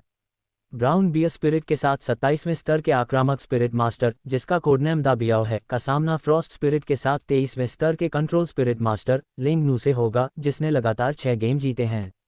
एक पुरुष और एक महिला मंच पर आए, पूर्व और पश्चिम दिशा में खड़े होकर तैयार होने लगे। दा ब्याओ नाम का ये व्यक्ति न केवल लंबा और मजबूत था, बल्कि उसकी बाहों और छाती पर घने सीधे बाल भी थे जो उसके कपड़ों से बाहर दिखाई देते थे। ताड़ के पत्ते के पंखे जैसे बड़े हाथों की जोड़ी के साथ वह लोगों को यह एहसास दिलाता है कि वह लड़ाई शुरू होने से पहले ही प्रतिद्वंद्वी को डरा सकता है। इसकी तुलना में सामने वाली महिला आंखों को अधिक सुखद लगती है। न केवल उसका शरीर पतला है, बल्कि उसका चेहरा भी मस्त है, जिससे लोगों के लिए उसके बारे में कोई भी अश्लील विचार रखना मुश्किल हो जाता है। ये सुनकर कि दोनों की आत्मिक शक्ति के स्तर में 4 स्तरों का अंतर है, वीआईपी कक्ष में बैठे शिष्यों ने धीमी आवाज में चर्चा शुरू कर दी। आत्मा की शक्ति में 4 स्तर का अंतर है। मुझे डर है कि लगातार गेम जीतने की कोई संभावना नहीं है। हाँ, वह पुरुष आत्मा स्वामी क्रूर दिखता है और उससे निपटना कठिन लगता है। ये सुनकर दूसरे मास्टर ने धैर्यपूर्वक कहा, ऐसा नहीं हो सकता। युद्ध के मैदान में लड़ाई ही मायने रखती है, न कि केवल उच्च आत्मिक शक्ति स्तर के कारण जीतना। 2 साल का शियाओली पहले से ही ये शब्द जानता था। जैसे ही दूसरे मास्टर ने बोलना समाप्त किया, मैदान पर दा बियाओ ने अपनी मार्शल आत्मा को छोड़ दिया और उसके शरीर पर एक विशाल भूरे भालू की छाया दिखाई दी। उसी समय 2 पीले रंग के आत्मा के छल्ले उभरे जो लयबद्ध रूप से ऊपर नीचे चल रहे थे, और उसकी गति भी एक नए स्तर पर पहुंच गई। गर्जन। अगले ही पल वह उस ठंडी औरत के सामने झपटा, अपनी मजबूत भुजाओं को अपने सिर के ऊपर फैलाया और उस पर बहुत जोर से प्रहार किया। पहला आत्मा कौशल, विशाल भालू पंजा। यू शियाओली ने अपनी आंखें सिकोड़ लीं। इस प्रहार का बल संभवतः 1000 पाउंड से कम नहीं था। लेकिन एक क्षण में ही दा बियाओ का शरीर जम गया, उसकी भुजाएं मोटी बर्फ से ढक गईं और वह हिल नहीं सका। और लेंग नू ने भी खुद को इससे दूर करने का अवसर लिया। पीना। दा बियाओ ने दहाड़कर अपनी भुजाओं पर जमी बर्फ को तोड़ दिया। वह पलटा और आगे बढ़ा तथा पुनः उस ठंडी औरत का पीछा करने लगा। टकराना। अगले ही पल दा बियाओ भारी होकर जमीन पर गिर पड़ा। ऐसा प्रतीत हुआ कि किसी समय उस ठंडी महिला की बर्फ ने उसके पैरों को फिर से उलझा दिया था, जिससे वह एक कदम भी नहीं चल सका और वह जमीन पर गिर पड़ा। दा बियाओ बहुत गुस्से में था। ठंड का सामना करते हुए वह केवल अपनी आत्मा की शक्ति का उपयोग करके अपने पैरों पर जमी बर्फ को कुचल सकता था। वह असहाय और क्रोधित होकर उठ खड़ा हुआ और उस ठंडी लड़की पर हमला करना जारी रखा। अनजाने में दा बियाओ के शरीर पर अधिक से अधिक बर्फ के टुकड़े दिखाई देने लगे। उसने अचानक पाया कि उसकी हरकतें कठोर होने लगी थीं और उसे बर्फ से छुटकारा पाने के लिए अधिक आत्मिक शक्ति का उपयोग करना पड़ा। इस समय रिंग पर एक व्यक्ति आश्वस्त और शांत था। दूसरा व्यक्ति धीमी गति से चल रहा था और कठिनाई से चल रहा था। यहाँ तक कि सबसे कम दृष्टि वाला व्यक्ति भी देख सकता था कि लेवल 23 फ्रॉस्ट सोल मास्टर ने खेल को पूरी तरह से नियंत्रित कर रखा था। क्या ये कोई नियंत्रण करने वाला आत्मा गुरु है? इतना शक्तिशाली? एक शिष्य ने बड़बड़ाया। यू शियाओगांग ने अपनी राय व्यक्त करने में कोई समय नहीं गंवाया। फ्रॉस्ट मार्शल सोल वाला यह आत्मा मास्टर स्पष्ट रूप से समय के लिए टालमटोल कर रहा है। एक बार जब ब्राउन बियर मार्शल सोल की आत्मा शक्ति समाप्त हो जाती है तो परिणाम तय हो जाएगा। यू शियाओजिन ने बातचीत को आगे बढ़ाया। ऐसा लगता है कि पिछली 6 लगातार जीतें एक ही रणनीति अपनाकर हासिल की गई थीं। शियाओगांग सही है। नियंत्रण प्रकार के आत्मा स्वामी के पास युद्ध में खेलने के लिए बहुत जगह है। एरी ने यू शियाओगांग के विश्लेषण की पुष्टि की। अचानक इस सकारात्मक बात से उसे थोड़ा गर्व महसूस हुआ और उसके मुंह के कोने थोड़े ऊपर उठ गए, लेकिन फिर भी उसने शांत रहने का नाटक किया। कड़ी मेहनत से पढ़ाई करने का यही लाभ है। ये देखकर कि बच्चे ध्यान से खेल देख रहे हैं, यू ज़ैंटियन ने अचानक पूछा, यदि आप भूरे भालू आत्मा मास्टर होते तो आप नियंत्रण प्रकार आत्मा मास्टर के खिलाफ कैसे जीतते? अचानक आए इस समस्या के कारण वहां एकदम से शांति छा गई। संप्रदाय के नेता ने अपनी बात कह दी है और यह स्पष्ट है कि वह सभी की परीक्षा ले रहा है। ये संप्रदाय के नेता के दिल में जगह बनाने का एक अवसर है। यू शियाओगांग ने एक पल के लिए सोचा और सबसे पहले बोला, इस ठंड नियंत्रण आत्मा कौशल से निपटना मुश्किल लगता है। इसका कारण यह है कि यह भूरे भालू की आत्मा दा बियाओ को नियंत्रित करता है। यदि यह हमारा ब्लू लाइटनिंग टायरानोसोरस रेक्स होता तो इसे केवल इसकी मार्शल स्पिरिट की गुणवत्ता के आधार पर इतनी आसानी से नियंत्रित नहीं किया जा सकता था। यह उल्लेख करने की आवश्यकता नहीं है कि यू परिवार की मार्शल स्पिरिट में भी बिजली का बोनस है और इसकी गति उसकी तुलना में बहुत तेज है। यू शियाओजिन ने आगे कहा, अगर मैं होता तो मैं गतिरोध को तोड़ने के लिए लंबी दूरी के हमलों का इस्तेमाल कर सकता था। एक बार जब वह मेरे वज्र से मारा जाएगा तो लगातार पक्षाघात शुरू हो जाएगा और वह चाहकर भी चकमा नहीं दे पाएगी। फिर अलग अलग शिष्यों ने अपने विचार व्यक्त करने शुरू किए। एक शिष्य ने कहा, मुझे लगता है कि हमें सबसे पहले अपने शरीर पर जमी बर्फ को पिघलाने का तरीका खोजना चाहिए ताकि महिला आत्मा गुरु की बाद की बर्फ कौशल की शक्ति कम हो जाए। कुछ अन्य शिष्यों ने सोचा, यदि आप मुझसे कहें तो आपको एक ही वार में मारना होगा, अर्थात अपनी सारी आत्मिक शक्ति को एकाग्र करके ऐसा आक्रमण करना होगा कि विरोधी बच न सके या बचाव न कर सके और युद्ध को सीधे समाप्त कर देना होगा। इन शिष्यों के उत्तर सुनकर एरी ने अपना सिर थोड़ा हिलाया, चूंकि हम पहले से ही दूसरे पक्ष के उद्देश्य को जानते हैं, जो कि हमारी सारी आत्मिक शक्ति का उपयोग करना है, तो हम बर्फ के टुकड़ों को पिघलाने के लिए अपनी आत्मिक शक्ति क्यों बर्बाद करेंगे। जिस शिष्य ने यह योजना प्रस्तावित की थी वह शर्मा गया और अपना सिर नीचे कर लिया। एरिये ने कहा, अपनी सारी आत्मिक शक्ति को इकट्ठा करना और एक ही बार में खेल जीतने की उम्मीद करना एक लापरवाही भरा विचार है। अगर आप अपनी ऊर्जा बर्बाद करना जारी रखते हैं तो मुझे डर है कि एक निर्णायक मोड़ आएगा। अगर आप सीधे दौड़कर आगे बढ़ते हैं और चूक जाते हैं तो खेल तुरंत खत्म हो जाएगा। दूसरे गुरु के विश्लेषण को सुनने के बाद सभी चुप हो गए। संप्रदाय के नेता यूजेंटियन का चेहरा और भी उदास हो गया और उसकी अभिव्यक्ति उदास नज़र को छिपा नहीं सकी। ये देखकर कि सभी की बातों का खंडन हो चुका है, यू शियाओगांग ने अचानक ध्यान दिया कि बगल में यू शियाओली ने अभी तक बात नहीं की है, इसलिए उसने ऊंची आवाज में पूछा, जियोलाई, सभी ने अपनी राय व्यक्त की है, आप भी अपने विचार क्यों नहीं साझा करते। जैसे ही ये शब्द बोले गए सभी की निगाहें यू शियाओली पर टिक गईं। यू शियाओली ने मैदान की ओर देखा और सबकी निगाहें देखकर उसका चेहरा शर्म से लाल हो गया। अगर वह होता तो वह ठंड नियंत्रण आत्मा मास्टर उसका कुछ नहीं कर सकता था। लुओ सानपाओ की मार्शल आत्मा स्वतंत्र रूप से कार्य करती है और उसका पहला आत्मा कौशल भक्षण है। प्रतिद्वंद्वी जितना अधिक समय तक नियंत्रित रहेगा उसकी मृत्यु उतनी ही अधिक दयनीय होगी। मंच पर आक्रामक आत्मा के स्वामी को देखते हुए, जिन्हें युद्ध का कोई ज्ञान नहीं था और जो केवल क्रूर बल का प्रयोग करना जानते थे, उन्होंने शांतिपूर्वक कहा, यदि मैं उनकी जगह होता तो हार स्वीकार कर लेता। 15 अध्याय 15 बकवास बेकार है, ताकत ही सब कुछ है। अध्याय 15 बकवास बेकार है, ताकत ही सब कुछ है। आत्मसमर्पण और हार स्वीकार करें। यू शियाओली ने शांत स्वर में ऐसा उत्तर दिया कि वहां उपस्थित सभी लोग आश्चर्यचकित हो गए। एक क्षण के लिए वहां उपस्थित लोगों की प्रतिक्रियाएं भिन्न भिन्न हो गईं। अधिकांश शिष्यों के मन में केवल 2 शब्द हैं, हास्यास्पद। नेता ने आपसे अपनी राय व्यक्त करने के लिए कहा, आपके बुरे रवैये का क्या मतलब है। तीसरे भाई यू शियाओजिन के चेहरे पर एक कठोर भाव था। उसने कभी नहीं सोचा था कि उसका दूसरा भाई दादाजी के सवाल का जवाब देने में इतना लापरवाह होगा। यू शियाओगांग ने मन ही मन कहा, मेरा दूसरा भाई कितना लापरवाह आदमी है। सौभाग्य से वह यू परिवार में पैदा हुआ, अन्यथा वह इस जीवन में एक नागरिक आत्मा गुरु भी नहीं बन पाता। दूसरे मास्टर ने उसकी ओर आंखें घुमाईं और उसे डांटा, तुम्हें बिल्कुल भी समझ नहीं है। संप्रदाय के नेता यूजेंटियन की अभिव्यक्ति उदास बनी रही। यू शियाओली, जिसके पास एक बेकार मार्शल आत्मा है, से मजबूत हमले प्रणाली के परिप्रेक्ष्य से सोचने के लिए कहना थोड़ा ज्यादा होगा, इसलिए उसे कोई अच्छा जवाब सुनने की उम्मीद नहीं थी। वास्तव में चाहे जियाओली ने कोई भी उत्तर दिया हो, उसे इसकी कोई परवाह नहीं थी। मूलतः मैं उसे इस यात्रा पर अपने साथ ले जाना चाहता था। यही कारण है कि जियाओली ने यह बात सहजता से कही। वह कम बोलने वाला व्यक्ति है और कभी भी बकवास करना पसंद नहीं करता। यूजेंटियन की अंतर्निहित धारणा के सामने उसने खुद को व्यक्त करने के लिए अपने दिमाग को झकझोर दिया। भले ही वह एक सही समाधान के साथ आया हो, लेकिन ये किसी भी तरह से उसके कबीले की स्थिति को नहीं बदलेगा। प्रशिक्षण पर ध्यान केंद्रित करना बेहतर है। डोलुओ महाद्वीप में ताकत ही सब कुछ है। हालांकि यू शियाओली के पास मैदान की स्थिति के बारे में कुछ विचार थे। ये देखकर कि लेंगनू से निपटना बहुत मुश्किल था, उसने तुरंत सोचा कि अपनी स्थिति के आधार पर प्रतिद्वंद्वी के आक्रमण से कैसे निपटा जाए। यदि मुझे लेंगनू का सामना करना पड़े तो इस बात की बहुत अधिक संभावना है कि प्रतिद्वंद्वी के नियंत्रण का कोई प्रभाव नहीं होगा और बर्फ में निहित आत्मिक शक्ति मेरे द्वारा अवशोषित कर ली जाएगी। समय जितना अधिक लंबा खींचेगा, दूसरे पक्ष के लिए उतना ही अधिक नुकसानदायक होगा। मंच पर खड़ी ठंडी लड़की ने शायद ये कल्पना भी नहीं की होगी कि एक नियंत्रण प्रकार का आत्मा गुरु, जिसकी मुख्य रणनीति समय में देरी करना और प्रतिद्वंद्वी को थका देना है, वास्तव में एक ऐसे प्रतिद्वंद्वी से भिड़ेगा जो समय में देरी करने में उससे भी अधिक सक्षम है। यू शियाओली मैदान पर शांति से खेल देखता रहा और देखते समय अपना सिर हल्का सा हिलाता रहा। यदि वह होता तो सचमुच तुरंत आत्मसमर्पण कर देता, क्योंकि दा बियाओ बहुत बदसूरत है। वह न केवल बदसूरत दिखता है, बल्कि उसके हमले का तरीका पूरी तरह से क्रूर बल पर निर्भर करता है। वह बस एक गोरिल्ला की प्रतिकृति है जिसमें कोई सौंदर्य अपील नहीं है। ऐसे प्रतियोगी के लिए बेहतर होगा कि वह अपनी हार स्वीकार कर ले, ताकि मंच पर उसकी आंखों में खटकने वाली कोई बात न रह जाए। यू शियाओली गहरी सोच में डूबी हुई थी, तभी रिंग में स्थिति अचानक बेहतर हो गई। दा बियाओ को लेंगनू की सारी आत्मा शक्ति का उपयोग करने की मंशा समझ में आ गई।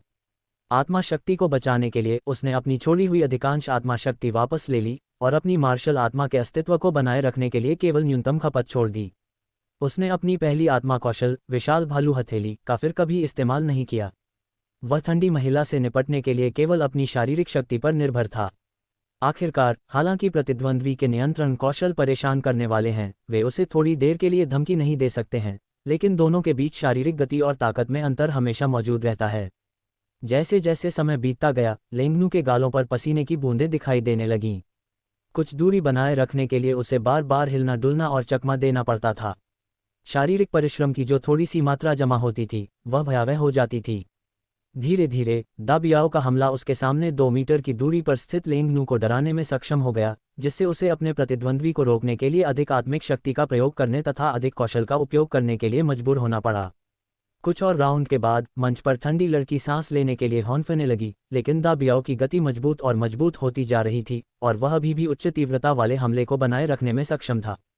दृश्य में उलटफेर देखकर एरी मुस्कुराए और प्रशंसा की, आपको इस आत्मा मास्टर के तरीकों से सीखना चाहिए। जब आप भविष्य में नियंत्रण प्रणाली के किसी आत्मा मास्टर से मिलेंगे तो आप इसका संदर्भ ले सकते हैं। जैसा कि हम सभी जानते हैं, एक मजबूत हमलावर आत्मा मास्टर के लिए आत्मा शक्ति की सबसे बड़ी खपत निस्संदेह विभिन्न हमला कौशल है।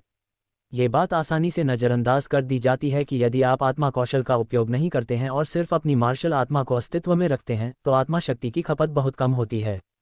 इसके विपरीत, यदि एक नियंत्रण प्रकार का आत्मा मास्टर अपने आत्मा कौशल को पीछे छोड़ देता है, तो उसकी मार्शल आत्मा में अक्सर हमला करने और नियंत्रण करने के साधनों की कमी होगी। इसका ये भी अर्थ है कि जब तक लड़ाई खत्म नहीं हो जाती, लेंगनू को अपनी आत्मिक कुशलताओं का प्रयोग जारी रखना होगा। जब थोड़ा थोड़ा करके बहुत कुछ इकट्ठा हो जाएगा, तो आत्मिक शक्ति का उपभोग असहनीय हो जाएगा। अगर यह प्रवृत्ति जारी रही, तो मुझे डर है कि ब्राउन बेयर सोल मास्टर स्थिति को बदल देगा। एरी के विश्लेषण को सुनने के बाद ब्लू लाइटनिंग संप्रदाय के सभी शिष्यों को अचानक समझ आ गया। यू शियाओगांग भी बहुत उत्साहित था, दूसरे दादाजी सही कह रहे हैं।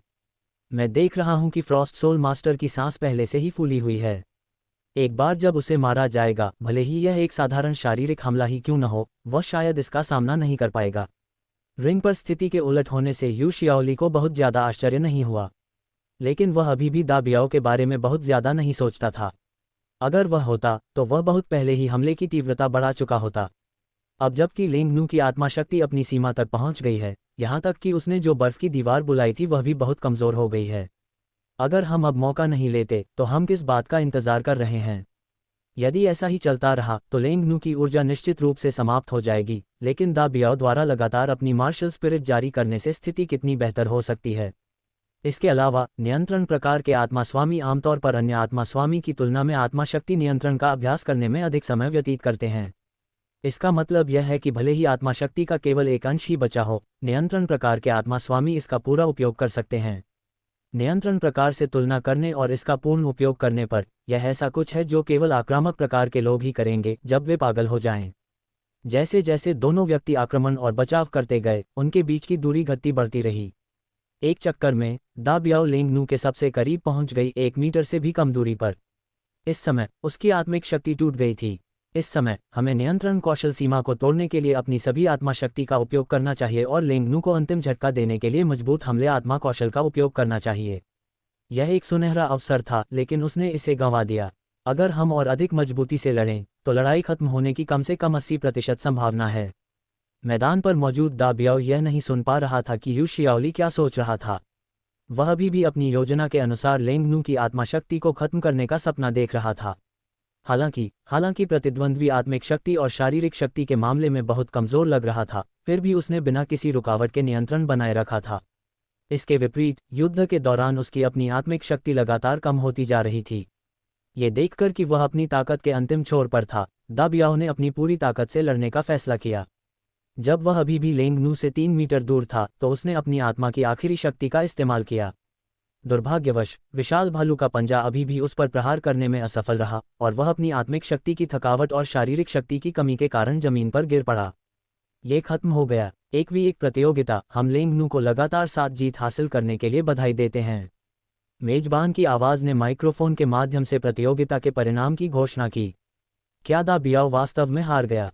नीली बिजली संप्रदाय के शिष्यों ने अपनी नासमझी व्यक्त की। कैसे मजबूत हमला प्रणाली, जो अभी तक इतनी शक्तिशाली थी, अचानक मंच पर गिर गई और आसानी से हारने वाले के रूप में आंका जा सकता है। संप्रदाय के नेता यूजेंटियन के चेहरे पर निराशा दिखी। बिना कुछ कहे वह उठ खड़ा हुआ और निजी कमरे से बाहर चला गया। ऐसा नहीं है कि वह इस बात से निराश था कि आक्रामक आत्मा गुरु खेल हार गया, लेकिन ब्लू लाइटनिंग संप्रदाय के शिष्यों की युद्ध जागरूकता मैदान पर दा बियाओ की तरह ही थी। अगर ब्लू लाइटनिंग संप्रदाय के ये शिष्य मैदान में उतरते, तो नतीजा शायद वही होता, पूरी हार। ये देखकर यू शियाओगांग ने निराशा की नज़र से मैदान पर दा बियाओ को देखा और आह भरी। अफसोस, वह बहुत लापरवाह था। वह लड़ाई को लंबा खींचकर आसानी से जीत सकता था, लेकिन उसने अपनी आत्मिक कुशलता का इस्तेमाल करने पर जोर दिया। इस लड़ाई में वह अपने प्रतिद्वंद्वी से नहीं बल्कि खुद से हारा। ये स्पष्ट रूप से मेरी गलती थी कि मैं टिक नहीं सका और जब मैंने कोशिश करना चाहा तो मैं गड़बड़ कर बैठा। मैं खुद से हार गया। क्या मैदान पर मौजूद आत्मा के गुरु भी आपकी तरह स्थिति को नहीं समझते?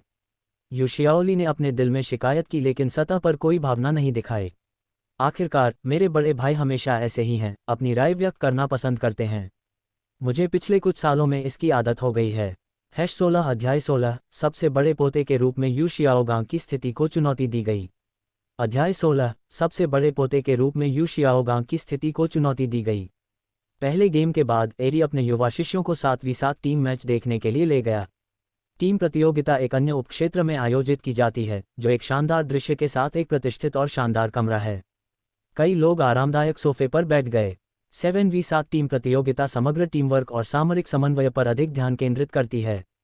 प्रत्येक टीम आमतौर पर विभिन्न प्रकार के सोल मास्टर्स से बनी होती है, जिसमें मजबूत हमला, नियंत्रण, सहायक, चुस्त हमला और रक्षा शामिल है। इन स्पिरिट मास्टर्स को विभिन्न मार्शल स्पिरिट्स के साथ कैसे संयोजित किया जाए ताकि सबसे अधिक लड़ाकू प्रभावशीलता सामने आए, यही खेल के परिणाम को निर्धारित करने की कुंजी है। निस्संदेह कुछ टीमें अत्यधिक उपाय अपनाएंगी, जैसे कि सभी आक्रामक स्पिरिट मास्टर्स या रक्षात्मक स्पिरिट मास्टर्स का उपयोग करना। ऐसी टीम अक्सर प्रतिद्वंद्वी की कमजोरी पर काबू पाने और अंतिम जीत हासिल करने के लिए एक ही विशेषता के लाभ पर निर्भर रह सकती है। उदाहरण के लिए, 4 संप्रदायों में से एक हाथी कवच संप्रदाय में एक पैतृक मार्शल आत्मा है, डायमंड मैमथ, जो एक बहुत ही रक्षात्मक मार्शल आत्मा है। उन्होंने एक बार अपने सभी रक्षात्मक आत्मा स्वामियों के साथ विभिन्न लड़ाई के मैदानों में अपना नाम बनाया। दूसरे मास्टर ने सभी से गंभीरता से बात की। यू शियाओगांग ने कहीं से एक कलम और कागज निकाला और एक आदर्श छात्र की तरह अपने दूसरे दादा के हर शब्द को ध्यान से लिखा। यू युवानहाई को यह नहीं पता था कि ग्रेट फाइटिंग स्पिरिट एरेना में खेल देखने से यू शियाओगांग पर गहरा प्रभाव पड़ा था। स्पष्ट रूप से कहा जाए तो दशकों बाद 7 उत्कृष्ट विद्यार्थियों के सीखने के पैटर्न पर इसका सीधा प्रभाव पड़ा। टीम प्रतियोगिता आधिकारिक तौर पर शुरू हुई, जिसमें वॉरक्राफ्ट संयोजन थंडर स्केल संयोजन के खिलाफ लड़ रहा था। दोनों टीमों ने अपनी मार्शल स्पिरिट्स को जलाया और अचानक अखाड़े पर विभिन्न स्पिरिट रिंग्स चमक उठीं। यू शियाओली की नज़र तेज थी और उसने एक नज़र में ही लेई लिन टीम की खासियत को पहचान लिया। 7 प्रतियोगी मुख्य रूप से आक्रामक प्रकार के थे। टीम के अंत में केवल एक नियंत्रण प्रकार का आत्मा मास्टर था। दूसरी ओर वॉरक्राफ्ट संयोजन में मुख्य रूप से विभिन्न पशु आत्माएं शामिल हैं। इस बार फिर से अनुमान लगाओ कौन सा पक्ष जीतेगा। पिछले खेल से मिले सबक के बाद किशोरों ने आसानी से अपनी राय व्यक्त करने की हिम्मत नहीं की। ये देखकर कि दृश्य थोड़ा नीरस था, एरी मुस्कुराई और बोली, तुम्हें किस बात का डर है? संप्रदाय का गुरु यहाँ नहीं है, इसलिए तुम खुलकर बोल सकते हो। क्यों न हम शर्त लगा लें? उसके बाद उसने 20 स्वर्ण आत्मा सिक्के निकाले और कहा, जो भी सही अनुमान लगाएगा उसे ये स्वर्ण आत्मा सिक्के मिलेंगे। कैसा रहेगा? इस पद्धति से वातावरण सचमुच जीवंत हो गया और सभी ने अपने विचार व्यक्त किए। थंडर स्केल ग्रुप में अधिक बिजली गुण वाले आत्मा स्वामी हैं और वे हमारे संप्रदाय के समान वंश से हैं, इसलिए निश्चित रूप से हम उनके बारे में आशावादी हैं। सहमत होना। अतीत में जब भी उसे अपने विचार व्यक्त करने का ऐसा अवसर मिलता था तो यू शियाओगांग निश्चित रूप से अपनी अंतर्दृष्टि व्यक्त करता था। हालांकि ये याद करते हुए कि संप्रदाय का नेता अभी उसके प्रदर्शन से बहुत संतुष्ट नहीं लग रहा था, वह अब विश्लेषण करने की जल्दी में नहीं था। वॉरक्राफ्ट संयोजन के जीतने की संभावना अधिक है, यू शियाओली ने दृढ़ता से उत्तर दिया। क्यों? यू शियाओजिन ने बिना सोचे समझे पूछा और अन्य शिष्यों ने भी अपनी नासमझी व्यक्त की। जियोलिय, मुझे अपना कारण बताओ। दूसरे मास्टर ने मुस्कुराते हुए यू शियाओलिय से कहा, इस प्रतियोगिता को एक मजबूत आक्रमणकारी प्रकार और एक मजबूत आक्रमणकारी प्रकार के बीच लड़ाई के रूप में देखा जा सकता है, लेकिन मजबूत हमले के मामले में वॉरक्राफ्ट संयोजन की आत्माएं अधिक आक्रामक हैं और उनकी टीम में कई आत्माएं हैं जो तेज भी हैं। ये सुनकर एक शिष्य ने अपने होठों को सिकुड़ते हुए कहा, जरूरी नहीं। थंडर स्केल संयोजन में दूसरे पक्ष की तुलना में अधिक बिजली के गुण हैं, तो क्या इसके जीतने की संभावना अधिक नहीं है? संदेह का सामना करते हुए यू शियाओली ने समझाया, समस्या यह है कि वॉरक्राफ्ट संयोजन में बोनवुल्फ मार्शल सोल और रबर बियर मार्शल सोल, जिनमें इंसुलेशन गुण हैं, साथ ही कई अन्य मार्शल सोल, सभी बिजली के प्रति असंवेदनशील हैं। थंडर स्केल संयोजन के बिजली के लाभ का कहीं भी उपयोग नहीं किया जा सकता है। हाँ, जियाओली का विश्लेषण बहुत सही है। ऐसा लगता है कि आपने पहले ही टीम लड़ाइयों की तरकीबें समझ ली हैं। एरी जवाब से बहुत संतुष्ट थी। जब कुछ लोग युद्ध की भावना से भरे मैदान से बाहर निकले तो शाम हो चुकी थी। यू शियाओली की जेब में 20 स्वर्ण आत्मा सिक्के थे और वह इत्मीनान से दूसरे मास्टर का पीछा कर रहा था। संप्रदाय का नेता यू जेंटियन पूरी दोपहर तक वापस नहीं आया और दूसरे मास्टर ने उससे संपर्क करने की कोशिश भी नहीं की। इसके बजाय वह सभी को एक आलीशान होटल में ले गया, जैसे कि वह उस जगह से परिचित हो। होटल के वेटर को स्थिति का पहले से ही पता था और जैसे ही हम मिले उसने हमें रास्ता दिखा दिया। ये देखा जा सकता है कि यह 9वीं बार है जब यू युवानहाई संप्रदाय से शिष्यों को यहाँ लेकर आए हैं। कल हम हाउटियन संप्रदाय, किबाओ लियुली संप्रदाय और 4 तत्व अकादमी के साथ प्रतिस्पर्धा करेंगे। ये पहली बार है जब आप अन्य संप्रदायों के शिष्यों के खिलाफ लड़ रहे हैं। मुझे उम्मीद है कि आप अच्छा प्रदर्शन करेंगे। जैसे ही एरी बोल रही थी, सभी को एक आलीशान निजी कमरे में ले जाया गया। निजी कमरे का दरवाजा खुला और यू जेंटियन पहले से ही मुख्य सीट पर बैठा सभी का इंतजार कर रहा था। भूमि और समुद्र से लाए गए व्यंजनों से भरी मेज ने तुरंत ही सभी की स्वाद कलिकाओं को उत्तेजित कर दिया और उन्हें भूख लगने लगी। दूसरे मास्टर ने मुस्कुराते हुए कहा, कृपया बैठ जाइए। द्वितीय मास्टर आदतन यू जेंटियन के बाईं ओर बैठते थे, जबकि यू युवानजेन आमतौर पर दाईं ओर बैठते थे। बड़ों के सम्मान के क्रम के अनुसार चूंकि यू युवानजेन यहाँ नहीं है, इसलिए सबसे बड़े पोते यू शियाओगांग को यहाँ बैठना चाहिए, जिनकी इन युवा शिष्यों में सबसे सम्मानजनक स्थिति और वरिष्ठता है। इसलिए यू शियाओगांग ने इसके बारे में ज़्यादा नहीं सोचा और स्वाभाविक रूप से अपने परदादा के दाहिनी ओर बैठ गया। यू जियाओजेन, जो मूल रूप से यू जेंटियन के बगल में बैठना चाहता था, ये दृश्य देखकर दंग रह गया। चूंकि जियोजेन की मार्शल आत्मा 1 साल से भी ज्यादा समय पहले जागृत हुई थी, इसलिए उसके परदादा उसे जहां भी जाते आदतन अपने साथ ले जाते और वह अक्सर अपने परदादा के बगल में बैठता। लंबे समय के बाद उसे इसकी आदत हो गई। इस यात्रा में इस तथ्य को भी नज़रअंदाज कर दिया गया कि यू शियाओगांग सबसे बड़ा पोता था। लेकिन यू शियाओजेन ने ज़्यादा कुछ नहीं कहा और यू शियाओगांग के बगल में बैठने के लिए तैयार हो गई। अप्रत्याशित रूप से यू जेंटियन अचानक बोल पड़ा, जियाओगांग, वहां जाकर बैठो, जियाओजेन को यहाँ बैठने दो। यू शियाओगांग ये शब्द सुनकर दंग रह गया। उसने कभी नहीं सोचा था कि अब उसकी बारी आएगी कि वह अपनी सीट यू शियाओजेन को दे दे। जब संप्रदाय के नेता ने बात की तो स्वाभाविक रूप से युवा शिष्यों ने सबसे पहले प्रतिक्रिया व्यक्त की। अचानक सभी की नज़रें यू शियाओगांग पर पड़ीं। माहौल अचानक गंभीर हो गया।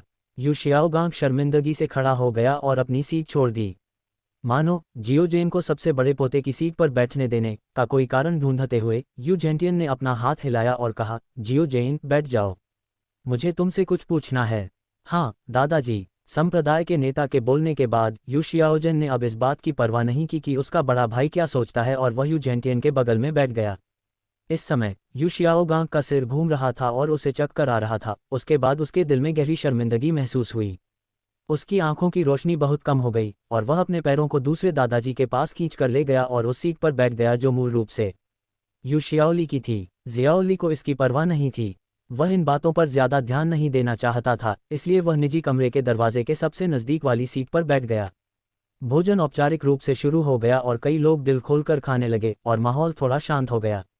यू जेंटियन ने अपना सिर उठाया और पूछा, आपने आज कई आत्मा मास्टर द्वंद्व देखे हैं, क्या आपके पास कोई नई अंतर्दृष्टि है? शिष्य भोजन का आनंद ले रहे थे, लेकिन अचानक उन्हें गंभीरता से प्रश्नों का उत्तर देना पड़ा और उनकी गति थोड़ी धीमी हो गई। यू शियाओजेन ने एक क्षण तक विचार किया, फिर अपने विचार व्यक्त करने में आगे आया। इसके बाद अन्य शिष्यों ने भी अपने विचार व्यक्त करने का अवसर लिया। इस बार यू जेंटियन ने चेहरे पर मुस्कान के साथ बात सुनी। वह काफी संतुष्ट लग रहा था। उसने सिर हिलाया और उन जुड़वा बच्चों को बोलने के लिए नहीं बुलाया जो पूरी प्रक्रिया के दौरान चुप रहे थे। शियाओगांग थोड़ा उदास दिख रहा था और उसने अन्य शिष्यों की एक भी बात नहीं सुनी। जियाओली ने सिर्फ खाने पर ध्यान केंद्रित किया। सभी लोग रात्रि भोजन के बाद अच्छी तरह आराम करें। द्वितीय गुरु को आपको ये बताना चाहिए था कि कल हम अन्य संप्रदायों के युवा शिष्यों के साथ प्रतिस्पर्धा करेंगे। सभी लोग कृपया अच्छा प्रदर्शन करें। जब यू जेंटियन ने ये अंतिम शब्द बोलना समाप्त किया तो उसकी नज़र यू जियाओजेन पर पड़ी। 17 अध्याय 17 बीबी डोंग और यू शियाओगांग की पहली मुलाकात। अध्याय 17 बीबी डोंग और यू शियाओगांग की पहली मुलाकात। तियानडोह शहर। 4 लोग कड़ी सुरक्षा वाले शहर के फाटक पर आए। नेता ने एक शानदार पोशाक पहन रखी थी और उसके लंबे सुनहरे बाल थे। करीब से देखने पर पता चला कि उसकी आंखें भी सुनहरी थीं। उसके बगल में एक लड़की खड़ी थी जो 10 साल से भी कम उम्र की लग रही थी। वह सुंदर और प्यारी थी और उसने एक छोटा सा दिव्य वस्त्र भी पहना हुआ था। पीछे 2 आदमी हैं, एक बदसूरत और छोटा और मोटा है, लेकिन उसके चौड़े कपड़े उसकी विस्फोटक मांसपेशियों को छिपा नहीं सकते। दूसरा लंबा और सीधा था, सीधे भाले की तरह तीक्ष्णता से भरा हुआ। चारों लोग दो दो करके चौकी तक चले गए। कृपया अपना अनापत्ति प्रमाण पत्र दिखाएं या पंजीकरण के लिए मोर्चे पर जाएं। एक सैनिक ने उन्हें रोका।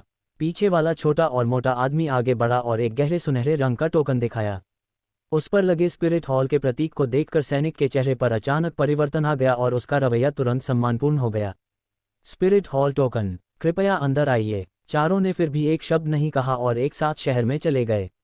डोलू महाद्वीप में कोई व्यक्ति प्रमुख परिवारों के बारे में नहीं जानता होगा और प्रमुख अकादमियों की परवाह नहीं करता होगा, लेकिन इस दुनिया में जहां आत्मा मास्टर्स का सम्मान किया जाता है, स्पिरिट हॉल महाद्वीप पर आत्मा मास्टर शक्ति के विशाल बहुमत को नियंत्रित करता है और कोई भी इसका अनादर करने का साहस नहीं करता है। स्पिरिट हॉल से 4 लोगों के चले जाने के बाद सैनिकों ने राहत की सांस ली, उनकी पीठ की ओर देखा और फुसफुसाए, ये दमन की इतनी प्रबल भावना है कि मैं सांस भी नहीं ले पा रही हूँ। कुछ दूर चलने के बाद वे चारों तियानडोह शहर के डाउनटाउन क्षेत्र में दाखिल हुए। उनमें से एक छोटी लड़की ने अचानक पूछा, गुरुजी, क्यों न हम कार लेकर पैदल चलें? उसकी आवाज़ स्पष्ट और मधुर थी, घाटी में किसी लड़की की आवाज़ की तरह। मैं तुम्हें इस बार सैर पर इसलिए लाया था क्योंकि मैं चाहता था कि तुम 2 साम्राज्यों के शासन के तहत निम्न वर्ग के लोगों के वास्तविक जीवन को देखो। लंबे आदमी ने चुंबकीय आवाज़ में उसके सवाल का जवाब दिया। यद्यपि उसकी आवाज़ गर्मजोशी भरी और दयालु थी, लेकिन बोलते समय उसने लड़की की ओर नहीं देखा और उसकी आवाज़ में कोई भावना नहीं थी। हालांकि बीबी डोंग स्पष्ट रूप से शिक्षक के बोलने के तरीके से परिचित थी। उसने सिर हिलाया जैसे कि वह समझ गई हो और सड़क के दोनों ओर की दुकानों की ओर देखने लगी। जब से उसकी आत्मा जागृत हुई है, बीबी डोंग को स्पिरिट हॉल में लाया गया है और तब से वह वहीं रह रही है। उसके लिए, जो हर दिन केवल खाती, सोती और अभ्यास करती थी, तियानडोह शहर में सब कुछ नया था। वह वास्तव में रुककर स्नैक्स और खिलौने बेचने वाले स्टॉल को करीब से देखना चाहती थी। आखिरकार, ये छोटे गैजेट बच्चों को बहुत आकर्षित करते हैं। दुर्भाग्य से, शिक्षिका ने अपनी गति धीमी नहीं की। पीछे न रह जाने के लिए वह केवल अपना सिर घुमाकर सभी नई चीज़ों को अपने दिमाग में अंकित करने की पूरी कोशिश कर सकती थी। लेकिन वह अभी भी दिल से बच्ची थी और जब उसने हेयरपिन और धनुष बेचने वाली एक छोटी सी दुकान देखी तो वह हिल न सकी। जैसे ही बीबी डोंग रुकी, उसके बगल में बैठे शिक्षक क्यानिक सुंजी को तुरंत इसका एहसास हो गया। उन्होंने भावहीन नज़र से स्टॉल की ओर बढ़ते अपने शिष्य को देखा, उनकी आंखें थोड़ी सिकुड़ी हुई थीं। जैसे ही दोनों बुजुर्ग हस्तक्षेप करने के लिए आगे बढ़ने वाले थे, कियान जुंजी ने उन्हें रोकने के लिए हाथ उठाया। दुकान का मालिक एक बूढ़ा आदमी था और वह अपने साथ एक छोटी लड़की को लाया था जो उसकी पोती लग रही थी। जैसे ही बीबी डोंग स्टॉल पर पहुंची, छोटी लड़की ने अपनी आंखें बड़ी कर लीं और प्रशंसा के शब्द बोल उठी। मिस, आप बहुत सुंदर हैं। बीबी डोंग, जो आसानी से शर्मीली थी, ये सुनकर तुरंत शर्मिंदा महसूस किया। आखिरकार, स्पिरिट हॉल में बहुत कम लोग उससे बात करने की हिम्मत करते थे। उसकी सुंदरता की प्रशंसा करना तो दूर की बात थी, अन्यथा उसे तुरंत गुप्त इरादों वाला माना जाता। केवल वे बड़े लोग ही उसकी इतनी अच्छी होने की प्रशंसा करते थे जिन्होंने उसे प्रशिक्षित किया था, और कुछ लोग तो उसे प्रतिभाशाली भी कहते थे। हालांकि, उसकी सबसे पसंदीदा तारीफ शिक्षक की यह बात थी कि तुम फिर से बड़ी हो गई हो। बीबी डोंग के कान थोड़े गर्म महसूस हुए और उसने तुरंत मुस्कुराकर उसे धन्यवाद दिया और दूसरी पार्टी की भी बहुत सुंदर होने के लिए प्रशंसा की। उसने बहुत सारे छोटे छोटे सामान भी चुने। दोनों लड़कियां इस तरह बातें करने लगी मानो वे अच्छी दोस्त बन गई हों। बूढ़े आदमी, तुमने शहर में दुकान लगाने की हिम्मत कैसे की? अचानक बीबी डोंग के पीछे से एक असंगत आवाज आई। कवच पहने सैनिकों का एक समूह एक कर संग्रहकर्ता के साथ स्टॉल की ओर बढ़ा। पिछली बार जब मैं यहाँ आया था तो मैंने जो कहा था उसे तुम भूले नहीं हो, है न? अगर तुम बूथ शुल्क नहीं देते तो शहर से बाहर चले जाओ और आत्मा जानवरों के साथ व्यापार करो। कर संग्रहकर्ता के अहंकारी रवैये के कारण बूढ़े व्यक्ति को बार बार पीछे हटना पड़ा। छोटी लड़की डर के मारे अपने दादा के पीछे छिप गई, उसकी आंखों में डर भरा हुआ था। बूढ़ा आदमी अचानक जमीन पर घुटनों के बल बैठ गया और गिड़गिड़ाने लगा, मालिक, इन दिनों व्यापार खराब चल रहा है, क्या आप हमें कुछ दिन और दे सकते हैं? कुछ दिनों की मोहलत से तुम्हारा क्या मतलब है? मैं तुम्हें 1 या 2 दिन की मोहलत नहीं दे रहा हूँ। आज ही यहाँ से चले जाओ। बूढ़े को भीख मांगते देख अधिकारी के चेहरे पर बेचैनी साफ झलक रही थी। उसने अपने पीछे खड़े सैनिकों को इशारा किया और कई लोग वहां आ गए और दुकान को गिराने ही वाले थे। हालांकि बूढ़े आदमी ने उन्हें रोकने की कोशिश की, लेकिन वह बहुत बूढ़ा और कमज़ोर था और उन क्रूर सैनिकों का मुकाबला नहीं कर सकता था। न केवल उसका स्टॉल पलट गया और उसके द्वारा बेचे जा रहे गहने इधर उधर फेंक दिए गए, बल्कि उसे भी ज़मीन पर गिरा दिया गया। तुम बुरे लोग, मैं तुम्हें मार डालूंगा। जब छोटी लड़की ने अपने दादा को धमकाते हुए देखा तो वह रोने लगी और अपनी छोटी मुट्ठियों से सैनिक के कवच पर मुक्का मारने लगी और उसके नाजुक छोटे हाथ जल्द ही कट गए। लेकिन फिर भी उसने हार नहीं मानी। उसने कर संग्रहकर्ता की जांघ को पकड़ लिया और उसे काट लिया। आह, इस बदमाश ने सचमुच मुझे काटने की हिम्मत की। कर अधिकारी दर्द से चिल्लाया। उसने छोटी लड़की को खींच लिया, सिपाही की कमर से चाकू निकाला और छोटी लड़की पर वार कर दिया। जमीन पर लेटी छोटी लड़की संघर्ष कर रही थी और अभी उठी भी नहीं थी कि कर संग्रहकर्ता का चाकू उसके सामने आ पहुंचा और उसका सिर काटने वाला था। अचानक कर अधिकारी को ऐसा महसूस हुआ कि कोई उसके पैर पर लात मार रहा है और वह लड़खड़ाकर एक तरफ गिर पड़ा। पीछे मुड़कर मैंने देखा कि यह बीबी डोंग ही थी जिसने कार्रवाई की थी। यह अंत नहीं है। बीबी डोंग के शरीर से एक काली और बैंगनी आत्मा शक्ति उभरी। उसकी मार्शल आत्मा मुक्त हो गई और उसका रूप भी थोड़ा बदल गया। उसके शरीर के ऊपरी भाग के चारों ओर एक हल्का सा कवच लिपटा हुआ था। उसके चेहरे पर एक शंख जैसा पैटर्न विकसित हो गया था और उसकी सुंदर आंखों के नीचे दो जोड़ी मिश्रित आंखें दिखाई दे रही थीं। मकड़ी दानव। कर संग्रहकर्ता को उम्मीद नहीं थी कि इतनी नाजुक छोटी लड़की अचानक इतनी डरावनी उपस्थिति में बदल जाएगी। उसकी बातें सुनकर सैनिकों ने अपने हथियार निकाल लिए और हमला करने के लिए तैयार हो गए। रुकना। बड़े कांटेदार शिनशुमार जो क्यानिक सुंजी के पीछे खड़े थे, किसी समय बीबी डोंग के सामने खड़े थे। उनके हाथ में एक टोकन था जो सुनहरे प्रकाश से चमक रहा था। हम स्पिरिट हॉल से हैं, कृपया अपने हाथ ऊपर उठाएं। जब टोकन दिखाया गया तो उन्हें घेरने वाले सभी सैनिकों ने जल्दबाजी में कोई कदम उठाने का साहस नहीं किया। कर वसूलने वाला भी बहुत होशियार था। जब उसने ये दृश्य देखा तो उसने तुरंत गलतफहमी कह दिया और जल्दी से सैनिकों के साथ वहां से चला गया। ये देखकर कि संकट टल गया है, बीबी डोंग ये देखने के लिए आगे बढ़ी कि क्या छोटी लड़की घायल हुई है, लेकिन अप्रत्याशित रूप से वह और भी अधिक दुखी होकर रोने लगी। वो राक्षस राक्षस, यहाँ मत आना। अभी अभी तक जो छोटी लड़की बहुत बहादुरी से पेश आई थी, अब वह खुद अपनी शक्ल देखकर बहुत डर गई थी। बीबी डोंग एक पल के लिए अचंभित होकर खड़ी रही। उसे समझ में नहीं आया कि क्या करे। एक जोड़ी गर्म हाथों ने बीबी डोंग के कंधों को सहलाया और उसके दिव्य वस्त्र के हुड को ऊपर खींचकर उसके मकड़ी दानव चेहरे को ढक दिया, जो उसकी आत्मा की अंगूठी की मुक्ति के कारण प्रकट हुआ था। एल्डर स्नैक्सपियर ने बीबी डोंग को बिल का भुगतान करने में मदद की, उसके द्वारा खरीदे गए गहने उठाए और दादा और पोते को छोड़ दिया। बीबी डोंग, आज जो हुआ उससे तुमने क्या सीखा?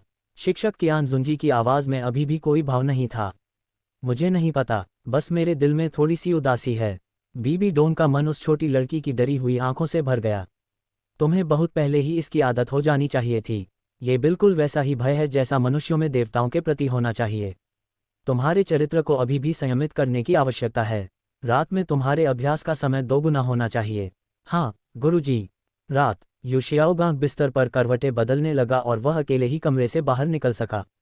चूंकि कर्फ्यू का समय काफी बीत चुका था, इसलिए सड़कों पर बहुत कम लोग थे। वह अकेले ही लड़खड़ाता हुआ चला और अनजाने में नदी तक आ गया। रात को नदी के किनारे हवा बहुत तेज थी, जिससे उसका पूरा शरीर कांप रहा था, लेकिन उसका दिल उससे भी ज्यादा ठंडा था।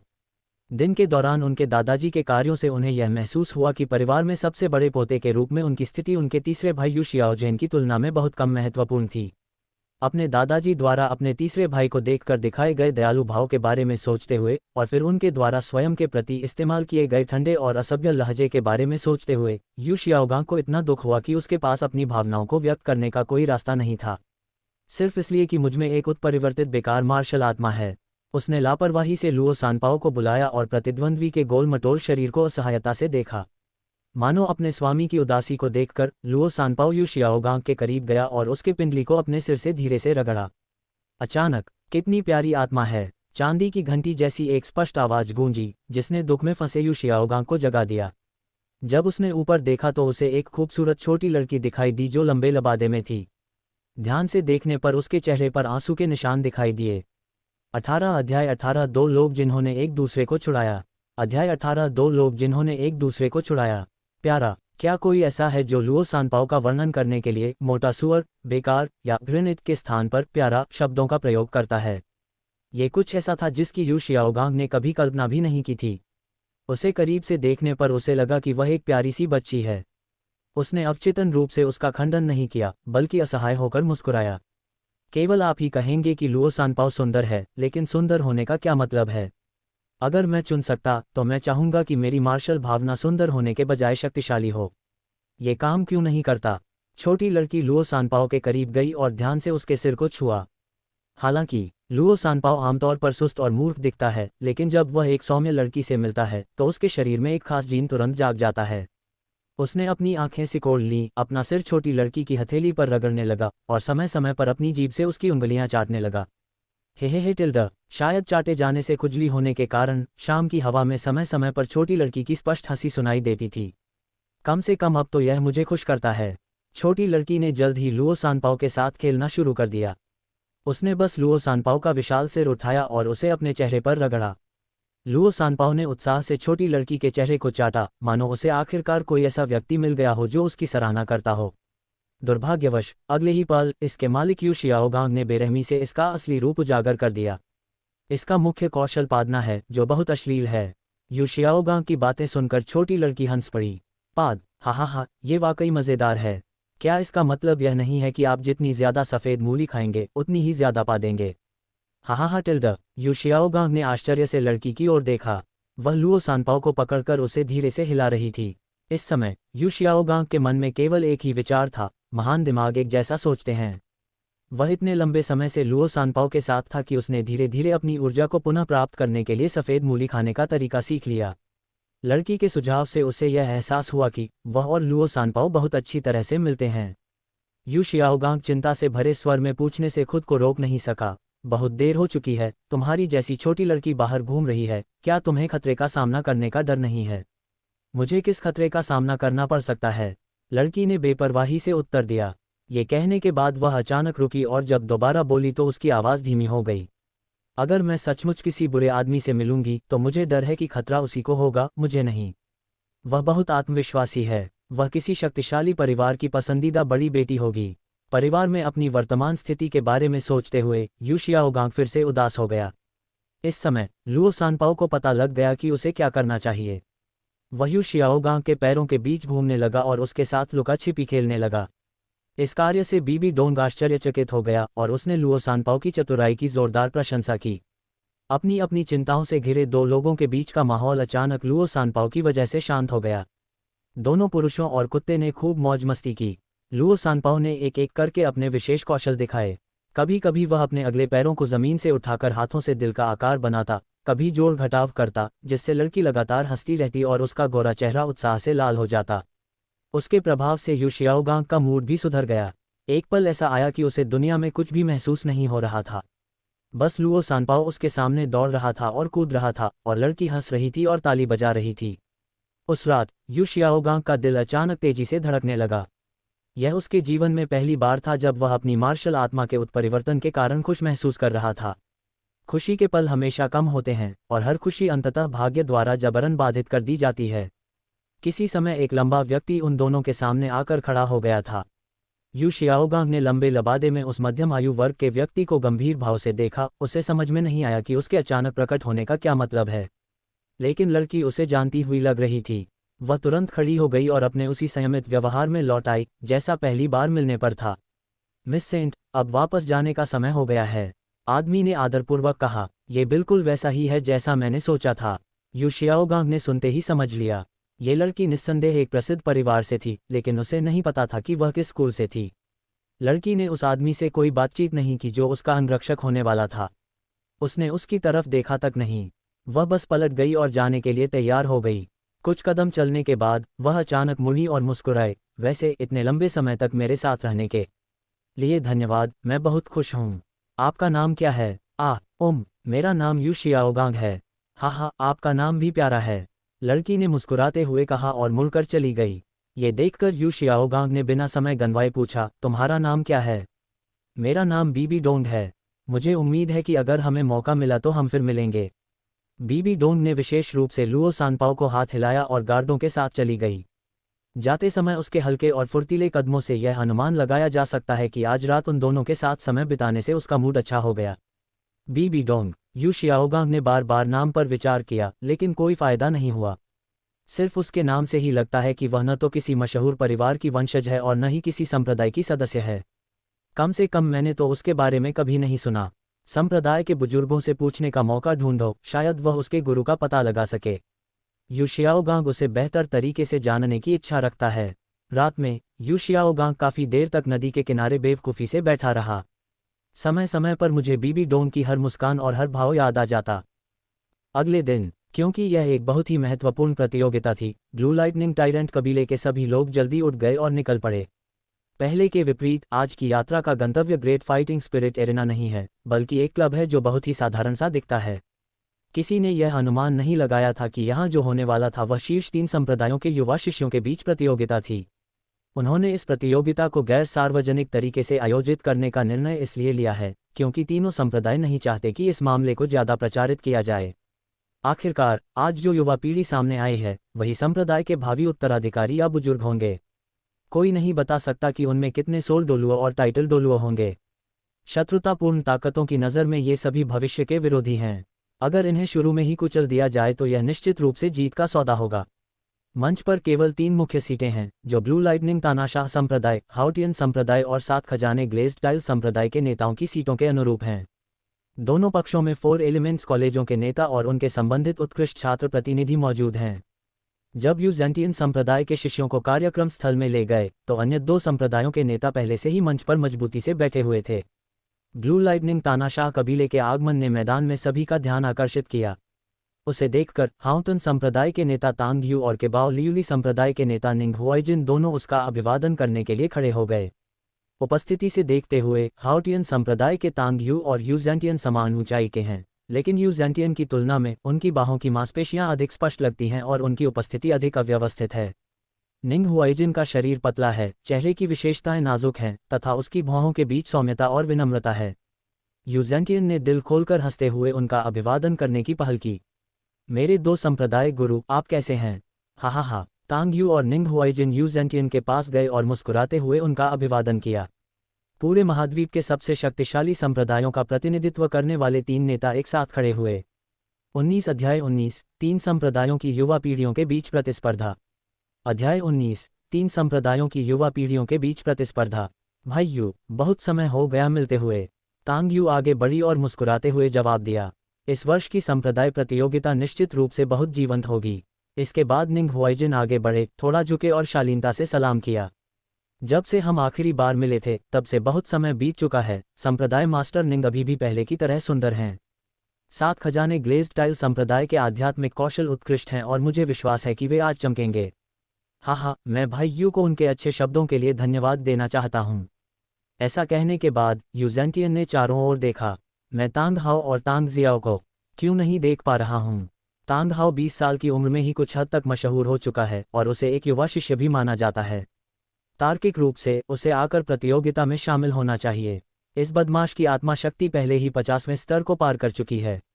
हम उसे कितना भी मना लें, वह हमारे पास आने से इनकार कर देता है। उसका कहना है कि कमज़ोर लोगों को धमकाना किसी ताकतवर आदमी का काम नहीं है। ये वाकई अशिष्टता है। मैं अपमानजनक होने के लिए माफ़ी चाहता हूँ। कृपया इसे गलती के रूप में न लें। दोनों कबीले के नेता। तांग यू ने यह बात अपने चेहरे पर घृणा के भाव के साथ कही, लेकिन उसका स्वर पहले से ही अनियंत्रित गर्व से भरा हुआ था। स्तर 50। तांग यू की बातें सुनकर यूजेंटियन को बहुत झटका लगा, लेकिन वह आखिरकार एक संप्रदाय का नेता था, इसलिए उसने जल्दी से अपना झटका छुपाया और एक व्यंग्यात्मक मुस्कान के साथ प्रशंसा की। संप्रदाय के नेता तांग की जगह लेने के लिए कोई है। ये वास्तव में ऐसा है जैसे पीछे की लहरें आगे की लहरों को धकेल रही हैं। बोलते समय उसे अपने 2 पोतों की याद आई जिनमें बेकार की लड़ाकू प्रवृत्ति थी। कौन किसी को अपने बेटे की प्रशंसा करते हुए सुनकर दुखी होगा? हालांकि तांग यू ने विनम्रता से यह बात कही, लेकिन वह दिल से बहुत गर्वित था। फिर उसने यूजेंटियन के पीछे देखा और वहां 2 लोगों को खड़े देखा। मास्टर यू, क्या ये दोनों आपके नए शिष्य हैं? वे अपरिचित लग रहे हैं। तांग यू के चेहरे पर कुछ उलझन थी। ये दोनों शिष्य नहीं हैं, ये मेरे 2 पोते हैं। यूजेंटियन के बोलने के बाद यू शियाओगांग तांग यू के सामने चला गया। वह थोड़ा झुका, अभिवादन किया और धीरे से बोला, नमस्ते संप्रदाय मास्टर तांग, संप्रदाय मास्टर निंग। मैं यू शियाओगांग हूँ और मेरे पीछे वाला मेरा छोटा भाई यू शियाओली है। तो वे मास्टर यू के जुड़वां बच्चे हैं। वे वास्तव में बहुत सुंदर हैं। आप बूढ़े आदमी अपने पोते को इतने सालों से छुपा कर रखे हुए हैं और अंततः आप उसे हमसे मिलवाने के लिए उसे बाहर लाने को तैयार हैं। हाँ, तांग यू ने उदारतापूर्वक प्रशंसा की। बिल्कुल नहीं, इस बार मैं मुख्य रूप से अपने छोटे पोते जियाओ जेन को दुनिया दिखाने के लिए बाहर लाया हूँ। यूजेंटियन के बोलने के बाद उन्होंने अपने पोते जियाओ जेन को बाहर निकाला। मास्टर टैंग, मास्टर निंग, हेलो, मैं यू जियाओ जेन हूँ। अच्छा, भाई यू बहुत भाग्यशाली है। 3 युवा स्वामी बहुत सुंदर और प्रतिभाशाली हैं। वे निश्चित रूप से भविष्य में उत्कृष्ट लोग होंगे। कहाँ कार्यक्रम शुरू होने वाला है, चलो अपनी सीट ले लो। कुछ अभिवादनों का आदान प्रदान करने के बाद वे अपनी सीटों पर बैठ गए। प्रतियोगिता शुरू होने वाली है। मंच पर आने वाले शिष्य अपने संप्रदाय की पोशाक पहने हुए हैं। उनके ऊंचे ऊंचे हाव भाव और उत्साह और प्रत्याशा से भरे भाव हैं। इसी समय एक बूढ़ा आदमी मंच पर आया और मंच के बीचों बीच चला आया। उसके हाथ में एक पुरानी बेत थी और उसके चेहरे पर गंभीर भाव थे। आज 3 उच्च संप्रदायों की महान प्रतियोगिता यहाँ शुरू होती है। 3 उच्च संप्रदाय एक ही मूल के हैं और आत्मा गुरुओं की दुनिया में सबसे अच्छे संप्रदाय हैं। आज की प्रतियोगिता का उद्देश्य कौशल का आदान प्रदान करना और साझा प्रगति की तलाश करना है। हमें सद्भाव को नुकसान नहीं पहुंचाना चाहिए। खेल के नियम आपको एक एक करके या जोड़ियों में लड़ने का विकल्प देते हैं। विजेता मंच पर बने रहने और बाद की चुनौतियों को स्वीकार करने का विकल्प चुन सकता है, या वह अकेले लड़ सकता है और अन्य शिष्यों को मंच पर प्रतिस्पर्धा करने दे सकता है। मुझे उम्मीद है कि हर कोई पूरी ताकत से आगे आएगा और प्रत्येक संप्रदाय की शैली दिखाएगा। आज कौन सा शिष्य पहले मंच पर जाना चाहता है? बूढ़े व्यक्ति की बातें सुनने के बाद श्रोतागण उत्सुक हो गए और इस प्रतियोगिता में अपना कौशल दिखाने के लिए उत्सुक हो गए। यू शियाओली भी इस दृश्य को देखकर हैरान और प्रेरित हुई। वहां व्यक्तिगत रूप से उपस्थित होना वास्तव में एक अलग एहसास था। जल्द ही हाओतन संप्रदाय और थंडर अकादमी से 2 युवा शिष्य मंच पर आए। हाओतन संप्रदाय तांग योंग मार्शल आत्मा हाओतन हथौड़ा स्तर 15 आत्मा मास्टर कृपया। तांग योंग का फिगर थोड़ा अपरिपक्व है लेकिन उनमें आत्मविश्वास की झलक दिखती है। थंडर अकादमी से Wan Kuo martial spirit lightning spider level 15 spirit master कृपया मुझे अपना मार्गदर्शन दें। थंडर अकादमी का वान क्यू तांग योंग से थोड़ा बड़ा है और लंबा कद का है। जैसे ही उसने बोलना समाप्त किया तांग योंग ने हमला बोल दिया। उसने अपने पैरों से जमीन को हल्के से थपथपाया और तेजी से वान क्वो की ओर बढ़ा। उसकी दाहिनी मुट्ठी ने सीधे प्रतिद्वंद्वी पर अपनी आत्मा की शक्ति से वार किया। वान क्वो ने तुरंत प्रतिक्रिया की। बिजली ने उसे घेर लिया। उसने बगल की ओर झुककर चकमा दिया और अपने बैकहैंड से बिजली की धार को संघनित किया जो तांग योंग की ओर वार कर रही थी। तांग योंग ने तेजी से मुड़कर चतुराई से हमले को चकमा दिया। फिर उसने अपनी भुजाओं को मोड़कर अपनी आत्मा की शक्ति को अपने सामने ढाल में संघनित किया जिससे वान क्वो के बिजली के हमलों की अगली श्रृंखला को सफलतापूर्वक रोका जा सका। दोनों व्यक्ति एक दूसरे पर मुट्ठियां चलाते हुए बिजली चमकाते हुए एक दूसरे पर वार करने लगे। स्टैंड में यू शियाओगांग और यू शियाओली ध्यान से मैदान को देख रहे थे। यद्यपि तांग योंग युवा दिखता है लेकिन उसमें युद्ध संबंधी तीव्र जागरूकता और मजबूत आक्रामक क्षमताएं हैं। यू शियाओगांग ने थोड़ा भौहें सिकुड़नी और विश्लेषण किया। हालांकि यह सस्ता भाई कभी कभी एक बेवकूफ़ की तरह काम करता है, यू शियाओली को यह स्वीकार करना होगा कि उसकी अवलोकन क्षमता अभी भी काफ़ी अच्छी है। ये वान क्वो भी बुरा नहीं है। उसके बिजली के कौशल लचीले और विविध हैं। जियो लाए, आपको क्या लगता है इन दोनों में से कौन जीतेगा? यू शियाओली ने यह सुनने के बाद कोई जवाब नहीं दिया। आत्मा स्वामियों के बीच लड़ाई हमेशा बदलती रहती है और कभी कभी जीत या हार का फैसला एक पल में हो जाता है। मंच पर तांग योंग ने अवसर का लाभ उठाया। उसकी आभा अचानक बढ़ गई और उसकी पहली आत्मा की अंगूठी चमकदार रूप से चमक उठी। प्रथम आत्मा कौशल टाइटन हैमर।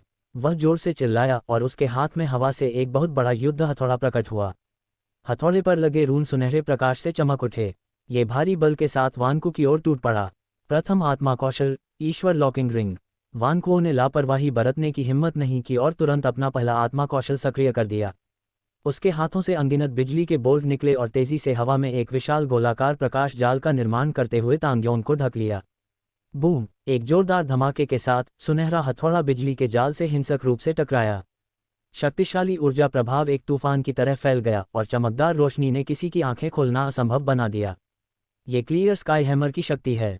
बहुत दबंग। युद्ध देख रहे शिष्य इस विषय पर बातें कर रहे थे। जब प्रकाश फीका पड़ गया तो उनकी आंखों के सामने जो दृश्य दिखा उसे देखकर पूरा दर्शक आश्चर्यचकित हो गया। वान क्यू उड़ गया और जमीन पर गिर पड़ा जबकि तांग योंग मंच पर स्थिर खड़ा रहा और उसके हाथ में हथौड़ा धीरे धीरे गायब हो गया। हाओटियन संप्रदाय तांग योंग शेंग। हाओटियन संप्रदाय, हाओटियन संप्रदाय, हाओटियन संप्रदाय। पूरा स्टेडियम जयकारे से गूंज उठा। हाओटियन संप्रदाय के शिष्य के इस आत्मिक कौशल की शक्ति वास्तव में आश्चर्यजनक है। यह उपयोगकर्ता के पूरे शरीर की आत्मिक शक्ति को एकत्रित करता है और जब यह प्रहार करता है तो शक्ति कई गुना बढ़ जाती है। एक बार जब हथौड़ा प्रहार करता है तो उसी स्तर के प्रतिद्वंद्वी शायद ही कभी इसका सामना कर पाते हैं। दूसरे गुरु यू युवानहाई की नज़र तेज थी और उन्होंने यू शियाओगांग और उसके 3 भाइयों और सभी शिष्यों को सही समय पर समझाया। यदि आप इसके खिलाफ लड़ रहे होते तो क्या करते? सीधे हमला करना स्पष्ट रूप से मूर्खतापूर्ण है। मुझे लगता है कि हम इसकी शक्ति को कमज़ोर करके शुरुआत कर सकते हैं। नियंत्रण प्रकार के आत्मा कौशल उसकी आत्मा शक्ति एकत्र करने की लय को बाधित कर सकते हैं, जिससे इसकी शक्ति कम हो सकती है। यू शियाओगांग अपने मन में रणनीतियां बनाता रहा। आपने जो कहा उसमें वास्तव में कुछ भी गलत नहीं है, लेकिन इसका असर होने में समय लगता है। यदि यह एक झटके में काम नहीं करता है, तो यदि कोई आपको ऐसा करते समय पकड़ लेता है, तो ये खतरनाक होगा यदि हथौड़ा आप पर गिरता है। मेरी राय में, जब वह अपनी आध्यात्मिक कुशलताओं पर ध्यान केंद्रित कर रहा हो, तो हम उसका ध्यान भटकाने के लिए लंबी दूरी के हमलों का इस्तेमाल कर सकते हैं, और साथ ही सबसे तेज नज़दीकी हमलों का इस्तेमाल कर सकते हैं। शायद हम उसकी खामी ढूंढ सकें। यू शियाओजन ने अपनी मुट्ठियां कस लीं, मानो वह पहले से ही तांग योन के साथ लड़ाई में था। जियोली, आप क्या सोचते हैं? अगर आप होते तो क्या करते? यू युवानहाई ने यू जियाओली से पूछा। उन दोनों ने जो कहा वह सही है, लेकिन हमें उसके बाद के हमलों से भी सावधान रहना होगा। भले ही टाइटन हैमर को रोक दिया जाए, लेकिन इसकी बची हुई शक्ति को कम करके नहीं आंका जा सकता। मेरी राय में, हमें पहले रक्षात्मक आत्मा कौशल का उपयोग करना चाहिए, फिर बचाव को आक्रमण के रूप में उपयोग करना चाहिए, तथा उसे घातक प्रहार देने से पहले तब तक प्रतीक्षा करनी चाहिए जब तक उसकी आत्मा शक्ति लगभग समाप्त न हो जाए। यू जियाओली ने बोलना खत्म करने के बाद अपनी गर्दन पोंछी। तुम बदबूदार लड़के हो। यू युवानहाई ने मुस्कुराते हुए अपना सिर हिलाया। ये कहना होगा कि यू शियाओली में सबसे मजबूत युद्ध जागरूकता थी और वह हमेशा कई युद्ध योजनाओं के बारे में सोच सकती थी। जैसा कि हाउतन संप्रदाय से उम्मीद की जाती है, शिष्यों की यह युवा पीढ़ी बहुत बहादुर और शक्तिशाली है। इतनी कम उम्र में उनमें इतनी ताकत है। उनका भविष्य असीम है। यू ज़ेंटियन ने मुस्कुराते हुए प्रशंसा की। हाँ, नहीं नहीं। तांग यू ने मुस्कुराकर हाथ हिलाया, वह विनम्र दिख रहा था। लेकिन मेरा ब्लू लाइटनिंग तानाशाह कबीला कमजोरी नहीं दिखा सकता। वांग लिन, आप मंच पर जाएं और मेरी सलाह मांगें। यू ज़ेंटियन ने अपने पीछे खड़े एक शिष्य को निर्देश दिया। हाँ, ऐसा कहने के बाद एक मजबूत शरीर वाला बाहरी शिष्य मैदान में आया। बाहरी शिष्यों में वांग लिन को अपेक्षाकृत उत्कृष्ट माना जाता है। ब्लू लाइटनिंग टायरानोसॉरस कबीले से Wang Lin, martial soul Thundervine, level 14 soul master, कृपया मुझे सिखाएं।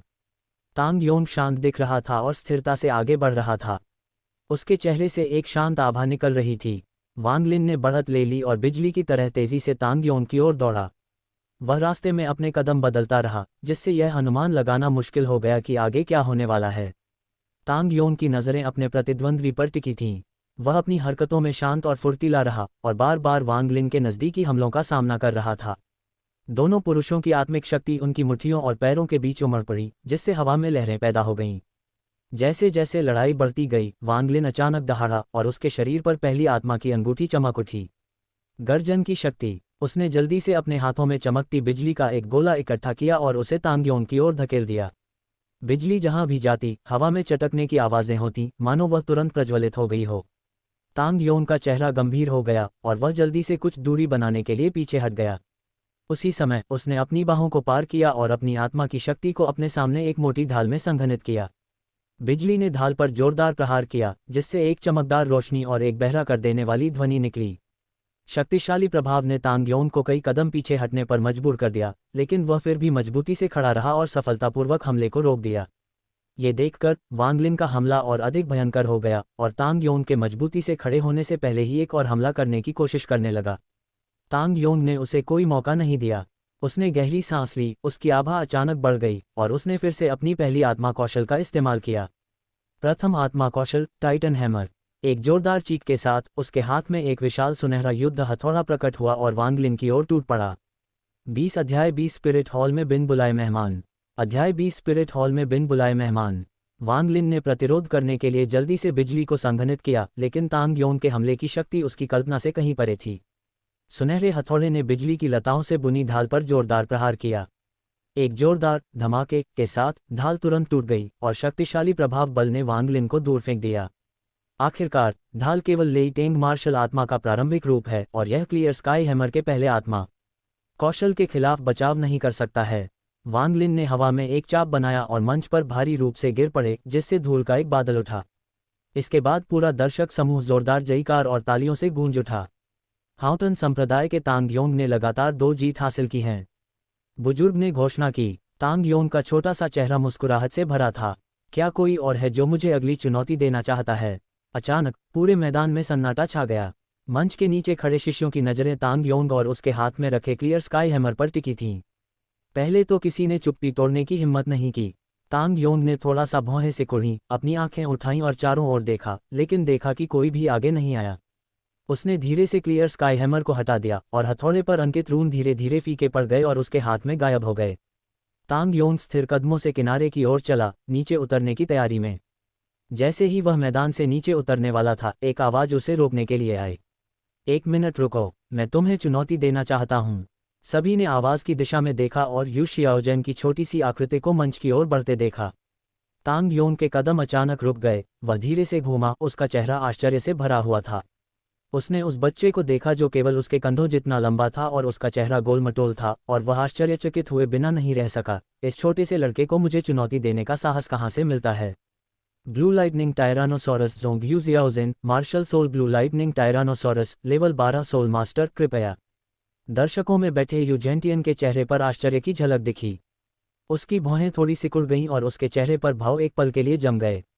ये वास्तव में जियोजेन के लिए अनुभव प्राप्त करने का एक अच्छा अवसर है, उसने मन ही मन सोचा। आश्चर्यचकित होने के अलावा यू जेंटियन की आंखें यू शियाओजेन के आकार का बारीकी से पीछा कर रही थीं। उसके दिल में प्रत्याशा का एक संकेत था, वह देखना चाहता था कि यह बच्चा इस असमान प्रतियोगिता में किस तरह की ताकत दिखा सकता है। यू शियाओजेन को संप्रदाय की पूरी ताकत के साथ प्रशिक्षित किया गया था। अब ब्लू लाइटनिंग टायरानोसॉरस रेक्स आत्मा का सामना क्लियर स्काई हैमर आत्मा से हो रहा है, और यू जेंटियन थोड़ा घबराया हुआ महसूस कर रहा है। यू शियाओजेन तांग योंग के सामने खड़ा था। वह जानता था कि तांग योंग बहुत ताकतवर है और वह जल्दबाजी में हमला करने की हिम्मत नहीं कर सकता। तांग योंग पहले 2 मैचों में पहले से ही बहुत सारी आत्मिक शक्ति खो चुका था, इसलिए उसे अगली लड़ाई में तेजी से लड़ने की जरूरत थी। तांग योंग की आभा सघन हो गई थी, उसके हाथ में क्लियर स्काई हैमर चमक रहा था और उस पर दमन की भारी भावना छा गई, जो इस बात का संकेत था कि उसका पहला आत्मा कौशल, हैमर ऑफ द टाइटन्स, सक्रिय होने वाला था। प्रथम आत्मा कौशल, टाइटन हैमर। तांग योंग ने गर्जना के साथ क्लियर स्काई हैमर को ऊपर उठाया और पहाड़ों और चट्टानों को चीरने की ताकत के साथ यू शियाओजेन की ओर फेंका। हथौड़े से निकली हवा से हवा फट गई और तेज सीटी जैसी आवाज आई। इस महत्वपूर्ण क्षण में यू जियाओजेन की आंखें चमक उठीं और उसने बिना किसी हिचकिचाहट के ड्रैगन स्केल सॉफ्ट कवच को सक्रिय कर दिया। एक क्षण में उसके शरीर से महीन ड्रैगन शल्क निकले, जिनमें ठंडी धातु जैसी चमक थी, और प्रत्येक शल्क में एक प्राचीन ड्रैगन की शक्ति समाहित थी। हथौड़े ने यू शियाओजेन को जोर से मारा और तेज आवाज से सभी के कान के पर्दे दुखने लगे। जब सबने देखा तो पाया कि यू शियाओजेन वास्तव में उसी स्थान पर मजबूती से खड़ा था। हालांकि उसके ड्रैगन स्केल सॉफ्ट कवच में थोड़ी सी खरोंच थी, फिर भी उसने इस अविश्वसनीय रूप से शक्तिशाली हमले का सफलतापूर्वक सामना किया। ड्रैगन के तराजू पर प्रवाहित आत्मिक शक्ति आपस में जुड़ गई और क्लियर स्काई हैमर की सुनहरी रोशनी से टकराई, जिससे चमकदार चिंगारियां निकलने लगीं। ड्रैगन स्केल नर्म कवच। निंग हुआइजिन ने पहली ही पल में इस खजाने को पहचान लिया और अपने चेहरे पर आश्चर्य की नज़र से यूजेंटियन को देखा। मंच के नीचे 4 एलिमेंट्स अकादमी के नेताओं ने भी उस वस्तु को पहचाना और धीमी आवाज में उस पर चर्चा की। वास्तव में इस बच्चे को कितना बड़ा खजाना दिया गया था। ब्लू लाइटनिंग तानाशाह कबीले की यू शियाओजेन के खिलाफ लड़ाई वास्तव में एक बड़ी बात है। ये देखा जा सकता है कि ब्लू लाइटनिंग संप्रदाय का नेता इस लड़के को बहुत महत्व देता है। मंच पर यू शियाओजेन ने तांग योंग की पहली आत्मा कौशल को अवरुद्ध कर दिया। फिर उसकी पहली आत्मा की अंगूठी चमक उठी और उसके मुंह से एक धीमी चीख निकली। प्रथम आत्मा कौशल, थंडर ड्रैगन पंजा। एक पल में यू शियाओजेन का दाहिना हाथ चमकदार बैंगनी बिजली में लिपटा हुआ था और एक भयानक आभा उत्सर्जित करने वाले ड्रैगन पंजे में बदल गया। बिजली चमकी और चटकने लगी, जिससे कड़कती हुई आवाज हुई। ड्रैगन का पंजा अदम्य गति के साथ क्लियर स्काई हैमर की ओर बढ़ा। बिजली और सुनहरा प्रभामंडल हिंसक रूप से टकराया, जिससे एक गगनभेदी गर्जना हुई। चकाचौंध भरी रोशनी ने दर्शकों में से हर किसी को अपनी आंखें ढकने के लिए अपने हाथ ऊपर उठाने पर मजबूर कर दिया। जब रोशनी फीकी पड़ गई तो एक एक करके सभी लोग चिल्लाने लगे। तांग योंग को एक घुटने पर बैठे देखा गया। उनके सामने क्लियर स्काई हैमर था, जो उनके कांपते शरीर को सहारा दे रहा था। यद्यपि यू शियाओजेन हौंफ रहा था, फिर भी वह दृढ़ता से खड़ा रहा और युद्ध में जीत की घोषणा की। ब्लू लाइटनिंग तानाशाह कबीले, यू जियाओजेन जीतता है। दोनों व्यक्तियों ने एक दूसरे की मुट्ठी बांधकर सलामी दी, फिर नीचे उतर गए और अपने अपने संप्रदाय में लौट गए। जब उसने यू शियाओजेन की जीत देखी तो यूजेंटियन के मुंह के कोने अनियंत्रित रूप से ऊपर उठ गए और वह जोर से हंस पड़ा। हा हा हा हा, मेरा छोटा पोता खुद को मूर्ख बना रहा है। यू शियाओजेन ने हाउटियन संप्रदाय की 2 गेम जीतने की लकीर को समाप्त कर दिया और ब्लू लाइटनिंग संप्रदाय ने पिछले वर्षों की तरह द्वंद्वयुद्ध कभी नहीं जीतने की स्थिति को अंततः रोक दिया। आपका छोटा पोता महान है, वह भविष्य में निश्चित रूप से महान उपलब्धियां हासिल करेगा। तांग यू ने प्रशंसा की। नहीं नहीं, हाउतन संप्रदाय की तुलना में यह अभी भी बहुत पीछे है। यूजेंटियन विनम्र बनने की कोशिश में व्यस्त था, लेकिन उसके चेहरे पर मुस्कान वैसी ही थी। यू शियाओजिन वापस यूजेंटियन के पास गया। यूजेंटियन ने अपना हाथ उठाया और चेहरे पर प्रशंसा भरी नज़र के साथ उसके कंधे को थपथपाया। इस समय अखाड़ा मंच पर आने वाले आत्मा मास्टर्स के अगले दौर की प्रतीक्षा कर रहा था। कामिकेज अकादमी का एक शिष्य मंच पर आया, उसके चेहरे पर आत्मविश्वास की झलक थी। चेन यू, दिव्य पवन अकादमी से एक 18वें स्तर के आत्मा गुरु, कृपया मुझे सिखाएं। उसने अपने हाथ जोड़े और ऊंची आवाज में बोला। अचानक एक अजीब और हार्दिक हंसी सुनाई दी। प्रिय संप्रदाय गुरुओं, आप कैसे हैं? आवाज स्पष्ट थी और उसने तुरंत सबका ध्यान अपनी ओर आकर्षित कर लिया। सभी ने आवाज की दिशा में देखा और देखा कि क्यानिक्सुंजी ने सुनहरे किनारों वाला एक भव्य वस्त्र पहना हुआ था जो शान से भरपूर था। उसके बगल में 11 वर्षीय बीबी डोंग खड़ी थी। वह छोटी थी लेकिन उसकी आंखें चपलता और जिज्ञासा से भरी थीं। वह अपनी स्पष्ट निगाहों से अपने आसपास की हर चीज को देख रही थी और उसके मुलायम बाल हवा में धीरे धीरे लहरा रहे थे। दोनों व्यक्तियों के पीछे दो अनुयायी थे जिनके चेहरे पर कठोर भाव थे तथा जिनसे शक्तिशाली आभा निकल रही थी। जब ये लोग दिखाई दिए तो पूरा स्थान एक क्षण के लिए स्तब्ध हो गया, और फिर जैसे गर्म तेल के पैन में पानी टपक रहा हो, पैन तुरंत फट गया। श्रोताओं में चर्चाएं जोरों पर थीं। स्पिरिट हॉल, वे यहाँ क्यों हैं? क्यानिक्सुंजी अचानक यहाँ क्यों आ गया? क्या स्पिरिट हॉल हस्तक्षेप करने वाला है? वह छोटी लड़की बहुत सुंदर है, क्या वह क्यानिक्सुंजी की बेटी है? वह छोटी लड़की उनकी प्रशिक्षु है ना? मैंने सुना है कि वह अविश्वसनीय रूप से प्रतिभाशाली है और उसने इतनी कम उम्र में इतना ध्यान आकर्षित किया है। मुझे नहीं पता कि यह प्रतियोगिता अब भी सामान्य रूप से जारी रह सकेगी या नहीं। तीनों संप्रदाय के नेताओं के चेहरे अचानक गंभीर हो गए और उनके भावों में क्यानिक्सुंजी की पहचान के प्रति विस्मय और बदलती स्थिति के प्रति चिंता दोनों झलक रही थी। वे सभी लोग जो पहले प्रतियोगिता पर ध्यान केंद्रित कर रहे थे, अब इस अचानक आए आगंतुक से आकर्षित हो गए। आयोजन स्थल का माहौल भी शांत हो गया। यह उसकी है। यू शियाओगांग ने तुरंत आगंतुक के बगल में बीबी डोंग को देखा। क्यानिक्सुंजी मुस्कुराया और दोस्ताना अंदाज में बोला। उसने अपना हाथ उठाया और एक सुंदर और गरिमापूर्ण हरकत के साथ उसे हिलाया। भूल जाओ, सलाम करने की कोई ज़रूरत नहीं है। आवाज़ बहुत तेज़ नहीं थी, लेकिन हर कोने में साफ सुनी जा सकती थी। 4 एलिमेंट्स एकेडमी के कई शिक्षक पहले से ही अपने छात्रों के साथ सलामी देने की तैयारी कर रहे थे, लेकिन जब उन्होंने ये सुना तो वे सब रुक गए। अध्यापक झिझकते हुए दिखे, लेकिन तुरंत ही उन्होंने अपना संयम पुनः प्राप्त कर लिया और सम्मानपूर्वक सिर हिलाकर उत्तर दिया। छात्र उत्सुकता से भरे हुए थे और बारी बारी से क्यानिक्सुंजी, बीबी डोंग और दोनों अनुयायियों को देख रहे थे। सब लोग बैठ जाओ, सब लोग बैठ जाओ। क्यानिक्सुंजी ने बोलना जारी रखा, उसका स्वर शांत था। आज युवा शिष्यों के बीच प्रतिस्पर्धा मात्र है, ऐसे अच्छे अवसर दुर्लभ हैं। हम स्पिरिट हॉल यहाँ केवल आनंद में शामिल होने के लिए हैं, इसलिए इतना संकोच करने या सभी औपचारिकताओं से गुजरने की कोई आवश्यकता नहीं है। ये कहने के बाद वह देखने के क्षेत्र की ओर बढ़ गया। उसके पीछे बीबी डोंग और दो अनुयायी भी थे। जब सभी लोग अपनी अपनी सीट पर बैठ गए तो तनावपूर्ण माहौल थोड़ा कम हो गया, लेकिन हर कोई अभी भी संदेह से भरा हुआ था तथा मन ही मन स्पिरिट हॉल की यात्रा के वास्तविक इरादे के बारे में अटकलें लगा रहा था। अचानक सभी लोग चुप हो गए और चुपचाप देखने लगे।